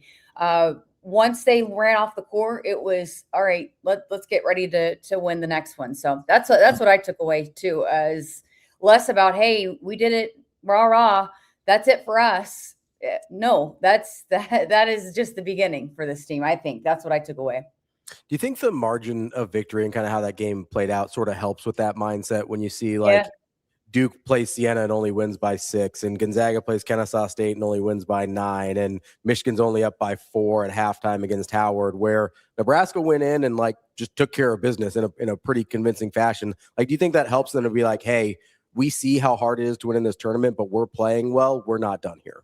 Yeah, probably. And I mean, again, I think I mentioned when I think we all knew that, hey, it's in hand once they extended that lead and midway through about, I think, 12-minute mark in the second half. I think it allowed for them to maybe celebrate it in game. Now, you'll never know if they had won it closely, if this team might have approached it the same way, because they've won close games before and approached, and I know it's different, it's the NCAA tournament, but they've handled it. They've just handled everything the same throughout the entire season. So I could see them being the same way if it was a close game. But yeah, I do think it probably allowed for them to celebrate in the game. How many times do you in an NCAA tournament get to have your flowers like that and check out one at a time and get the celebration from the crowd, and then Rink goes out, and then Bryce goes out, and Sam goes out, and then you're celebrating on the sideline with your teammates, and then you get to run over. So I think it probably allowed for them to kind of celebrate that in the second half, and then it was on to the next. So yeah, probably played a part in that. But I also do think this team is mature enough and have been focused enough that probably even if it was a little bit closer, it probably would have been the same mindset as well. It just maybe been a little bit more of a celebration, but I think they would have had the same approach and mindset of wanting to move on and get ready to win a next one. You cool if I move on to women's basketball? Absolutely. Yeah. All right, perfect. Jess, as DB would always say, you're multi-talented, and we obviously would never pigeonhole you into one sport. It's hard not to because of the success of men's basketball, but I was curious because you were there for the bracket reveal for women's basketball, and that was a tense situation, I'm sure, especially with, the uncertainty of not knowing if you're in or not, but they allowed you into the home. You were able to do a couple of interviews there, and now you've seen what they've done against Richmond. They'll take on Baylor later today. What was that level of maybe even just personal stress for you as you're kind of watching this team mill about and get ready to learn what their postseason fate was? And then where's that confidence going into after they get that big win and now are into the round of 64? Well, I think they felt good after the tournament weekend, and everybody won that was supposed to win. There weren't very many bid stealers. And so they had, obviously you have conversations with folks that are on the selection committee, and their resume spoke for itself, and it was hard to deny what they had done. And even though they had slipped up, and that's what, Coach Williams had told me, she's like, we didn't love putting it into the hands of other people and not controlling our own destiny, but they felt pretty good going in that week, even leading up to Selection Sunday. Now, they were nervous when they lost the way that they did in the Big Ten tournament. But after that weekend unfolded and, having conversations within the athletic department, and Kyle and I had those conversations, we felt pretty confident that they were in. We've kind of had an inclination that they were going to be in that first four. And so kind of knew that was probably going to be the destination. And so, never gets old seeing the name pop up on the screen. So I think they knew that that was going to be their fate. They kind of had a feeling that that was going to be their fate. And it was kind of crazy. Again, I was waiting to do some interviews, and the coaches were they'd prepped a little bit, because you kind of know what it might be. And I've done this enough with enough teams in the NCAA tournament, even going back to Oklahoma, where they've prepped for 4 or 5 teams that they think that they might face. And so like coaches will divvy up 4 or 5 different teams and schools and start prepping on a scout. And so they had done that already, the women's basketball team. So they had already had some prep already on Richmond. And then they had pulled up the film, and the players were already watching film on that night. And then they had a quick turnaround because they had to leave. And their buses were pulling out when I was walking in there to do availability with men's basketball on Monday. So I think they had a really good week of practice and preparation. And this team, when they're clicking, they can roll with a lot of the best teams in the country. We've seen it, and they just have had a hard time closing out games. And so I think, I think there's probably Baylor watched that game on Wednesday night and said, oh, shoot, we don't want to play that team. I think that's their best performance of the season. I think they found a way to put it all together, and hopefully they can carry that over. Brett Prince was aggressive. Callan Hake looked like she was a senior playing for the last time, kind of trying to leave it all out on the court. I think Richmond was a good team that could score, and they knew that. And so you go into the locker room and think, here comes Richmond kind of putting on a run. And then Nebraska came out of the locker room and did what they have not been able to do these last few games, where teams have put on runs, and they closed the door on them. So I think they showed a lot of really positive things, and hopefully they can build off of that and carry that into the matchup here today. I think they match up well with Baylor. I think they have a very, very good chance of winning this game today and winning 2 in a row. Nebraska is a good basketball team when they put it all together. This women's basketball team is. And while they have had the losses here at the end of the season, that doesn't necessarily maybe show what they're capable of. I think when they're clicking and they're hitting threes, they are a very dangerous basketball team. And so if they're shooting it today, look out, Baylor. And I think hopefully they can, if Britt has the same approach and they are hitting shots again, I think they have a good shot to win this one again today. Well, Jess, Vegas would agree with you. Nebraska is a slight favorite today, despite being the lower seeded team in that 11-6 matchup. So your analysis would appear to be spot on, that this is basically a coin flip game, and that Nebraska's got every opportunity. And I tell you what, this might be going out on a limb here, but if they shoot 57% from the field again, I like their chances. Well, yeah, I mean, that's like, and that team is capable of shooting the ball like that. I mean, they've been that from the start. And I think Kyle and I, from the very beginning of the season, if they shoot the ball like that, they've got some good shooters. Logan Nisley is capable of shooting like that. Amaya Hargrove is capable of shooting like that. Jess Petrie is capable of stretching the floor. And so I think this is a good, very good shooting basketball team. And while they've had some stretches of where they've gone cold in some of these games, they are a very capable shooting basketball team, and that is a dangerous team in March. And so if they can keep it hot, look out. So I think they caught a lot of attention on Wednesday night, being on a national stage on ESPN. I think that's probably Vegas saw that and like, oh, that's a good basketball team. And being in the Big Ten is, I think, better than the Big 12 this year. So I think, probably people took notice of that when they're, doing the spread. I'm not an expert on odds or anything, but I think probably people watched that and said, "Mate, that's a good basketball team. That's a better basketball team than Baylor." I am. So, in my opinion, gonna go one more sport with you here. Obviously, wrestling? Rifle, not rifle.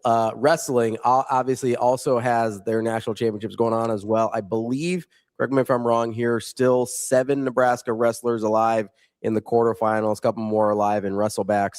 But how have you, I know you've been busy with the basketball team there in Oklahoma City, but how have you thought Nebraska's done so far in terms of, it seems like a lot of their heavy hitters, whether it's Hardy or Allred or Minto or Ferrari are kind of still alive, and of course Antral Taylor still alive in positions where they could do some damage.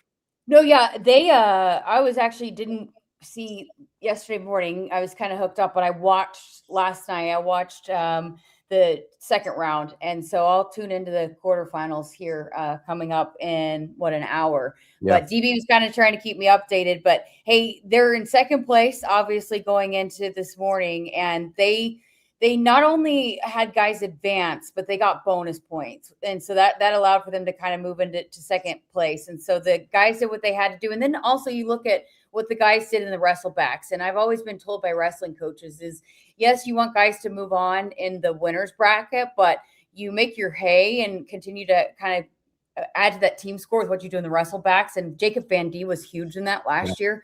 And he won several in a row to be able to add to that team score. And so LJ did that yesterday. And then so hopefully guys can keep winning. But when they do go back to if they do fall into the wrestlebacks, that they can continue to win there. But hey, they had it rolling last night. They had a big night last night. Not only did guys advance, but they also picked up bonus points. So guys look good. Brock Hardy looked good. Antrell.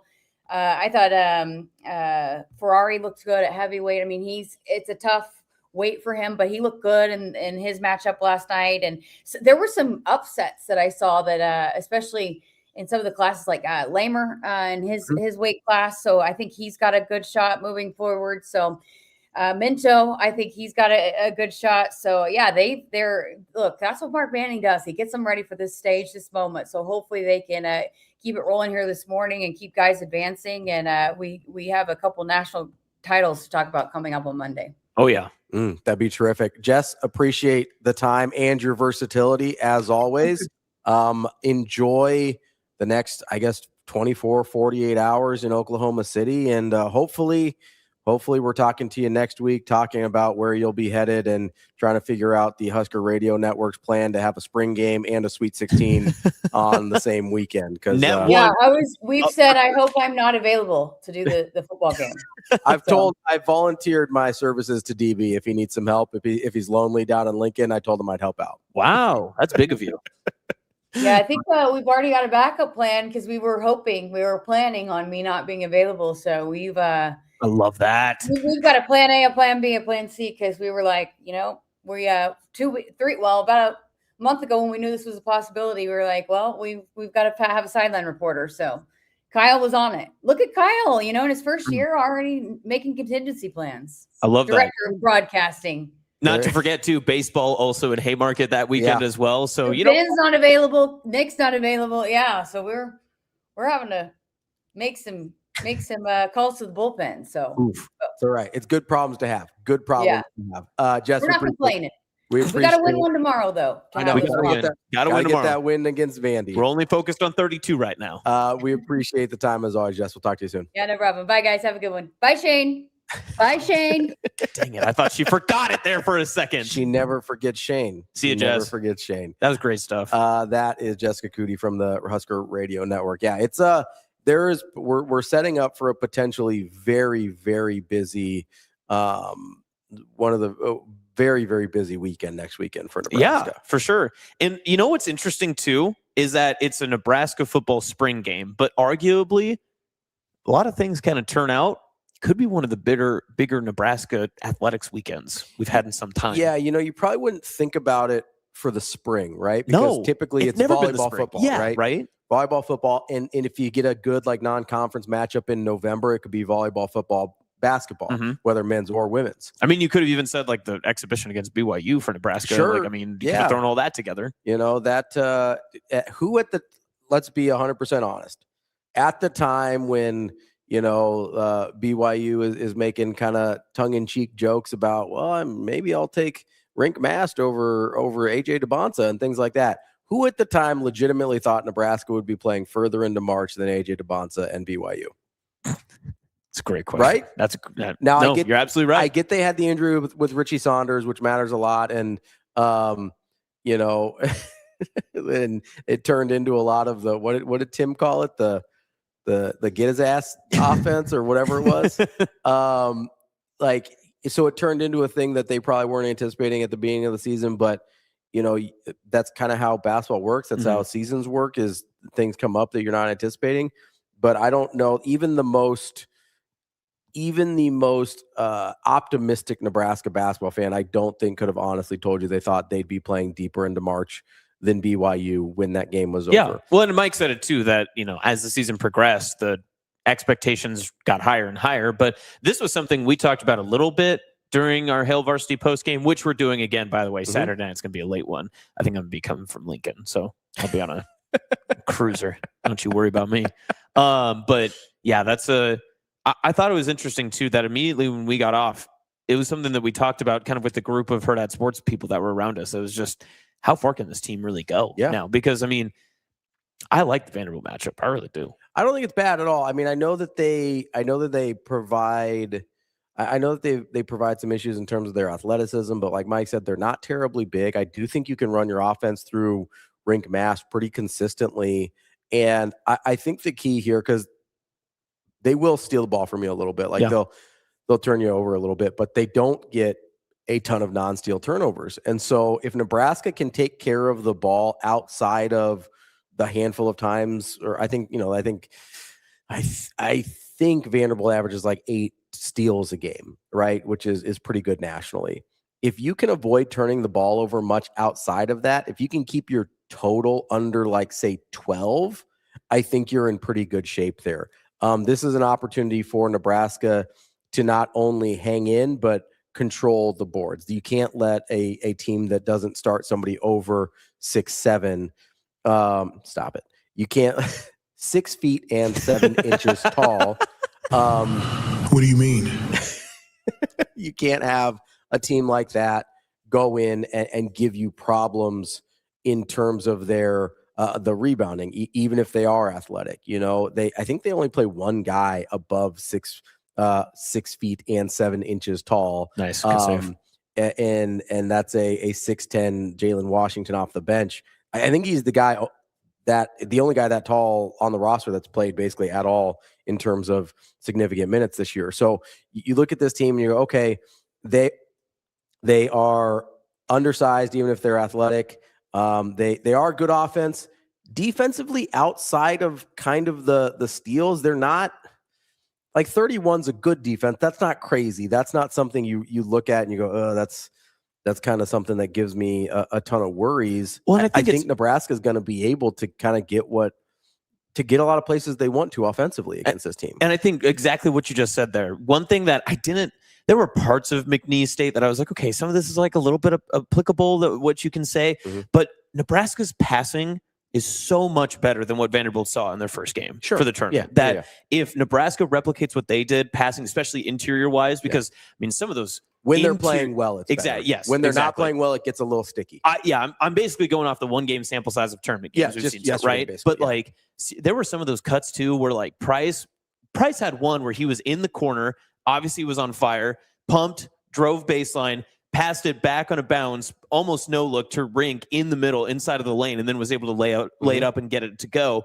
Those type of passes when you've got defenders that are just trying to figure you out. And Mike talked about it. You guys have talked about it before throughout the year too. Offense is hard to be able to justify when you're not being able to hold them back with Big Ten officiating, right? So it's going to be interesting to see how Vanderbilt has to react in time during the game and make their adjustments as it goes on. I think that's like a very, very intriguing point about this. Now, there's different variations and versions of this game. One thing that I really like about this is that it happens so quickly after what Nebraska just did. We don't have this 4-day stand of Nebraska fans getting nervous. I shouldn't even say Nebraska fans. I should just say, national narratives like appearing and popping up, feeling like, oh, well, Nebraska, you should be worried about this, all that stuff. You saw it before Troy, where people like Troy became kind of one of the popular upset picks, and it's for absolutely no reason at all. Anybody that was picking Troy yesterday was doing it for one of 2 reasons. One, they had not seen a single second of Troy basketball. Or 2, they were just assuming because it's Nebraska, they would lose. Yeah, and Nebraska gave them the Sun Belt instead. That's what they did. The Sun Belt to ass. They sure did. The SBTA. We should have that. We should have made that. Get a wrestling belt. Of course, David's off this weekend. Come on, he's our meme guy. I think I think it's good that Nebraska, not only for the narratives part of this, but also for like momentum's a real thing in basketball. Yes. When you're playing well, you want to keep playing. We see that in the regular season sometimes where you have kind of your quote unquote bye week where you've got 6 days off between a game. Sometimes that's great when you're not playing well or you're not healthy and you want to keep going and you need to kind of get right.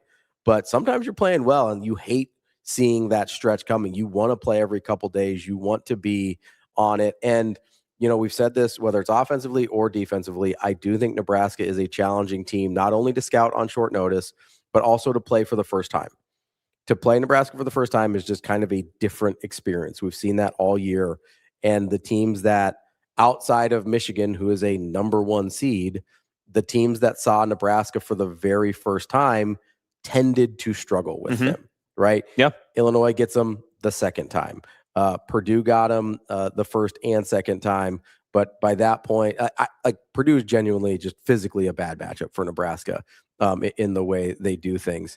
And Frager was out for that. That was during the end of the Frager heater run too, I believe. I believe so. Okay. Yeah. So Mass, I believe, was out for the first 2 losses, and then Frager was out for the first 3. So, you're kind of dealing with a team that's not totally healthy in that stretch. I do think some of the things that if you want to talk about matchups and things that give Nebraska trouble or couldn't give Nebraska trouble, I do think you can learn some from those matchups there, but I don't think Vandy brings a bunch of those things to the table. We saw, I would say, in terms of athleticism, if you're talking about a Big Ten team, it's probably Michigan State in terms of the best. Who's your fierce comp? Not style, just athletic. Okay, I see. Just from an athletic profile. Yeah. For Vanderbilt. I mean, their point guards play very differently. But I think from athletic profile, and Nebraska did okay with that. Yeah. Michigan State, for being athletic and frankly bigger than Vanderbilt, isn't hyper physical the way like Clough is for Purdue. And so I don't think it's a bad matchup. The athleticism part of this I don't think this is Texas A&M 2 years ago where Nebraska's so unathletic that by itself can kill them, right? Also, let's not forget that Texas A&M just shot the lights out of the ball that day, in addition to kind of bullying them with athleticism. I don't think Nebraska's in a spot where that's as easy to do, and I think that's going to be a challenge for Vanderbilt, especially with Nebraska and the things that they do well. Like I genuinely think Rink Mass can kind of eat a little bit, whether it's actually scoring, which I think is something that's definitely on the table. I like that they got some post touches into him and he got some shots up early, or distributing the ball. If he ends up with 7 assists again, like if you give me one number and you say Rink Mass has 7+ assists, I feel pretty good about Nebraska winning that game. Oh yeah. Like just full stop. For what it's worth, Ken Palm has it as a 1-point game. So this is true coin flip. Yeah. Right up the alley. Like true coin and flip. It's taking it as a neutral site game as well. Yes, which is not going to be accurate. It's not. And also, here's the other thing, and this isn't our audience that's listening, unless there's a bunch of Vanderbilt pilled people in here just, being sickos or whatever. But all of the moaning and complaining about, it's not a true neutral site game. The game is still 7 hours away. Nebraska fans chose to go. Yeah. Like, it's not their fault that they chose to drive and spend their money, right? Yeah. Like, same problem with Vanderbilt. They can complain about it. Oh, it's not a true home game. So what? If it's in Portland, if it's on the moon, they're going to find a way to go out there. Like, they're not worried about it. That was kind of my thing last week with the selection show and process. Everything is like, Nebraska fans are going to find a way to get there. Yeah. Yes. Are there going to be more this weekend because it is a very drivable distance? Sure. But they were going to fly to Tampa. They were going to fly to Portland. They were going to fly to Buffalo. Nebraska fans were going to find a way to watch this team play basketball and to get their first NCAA tournament win. I had zero questions about that. So that's that was the thing to me. And I do think, though, we might be, if they had 10 yesterday, we might be looking at 15,000 Nebraska fans. Oh, yeah. I mean, it's going to be absolutely insane. They better put in standing room and restock the alcohol. I was going to say, restock. The bars in Oklahoma City hate to see Nebraska fans coming. Ain't a Busch Light left to drink out there after Saturday. That's Austin. I'm Ravi. We will be back tomorrow with Hail Varsity postgame following Nebraska's game late night against Vanderbilt. But until then, you have a great rest of your weekend. Enjoy March Madness, and we will talk to you tomorrow night. See you. Have a good day. Love you.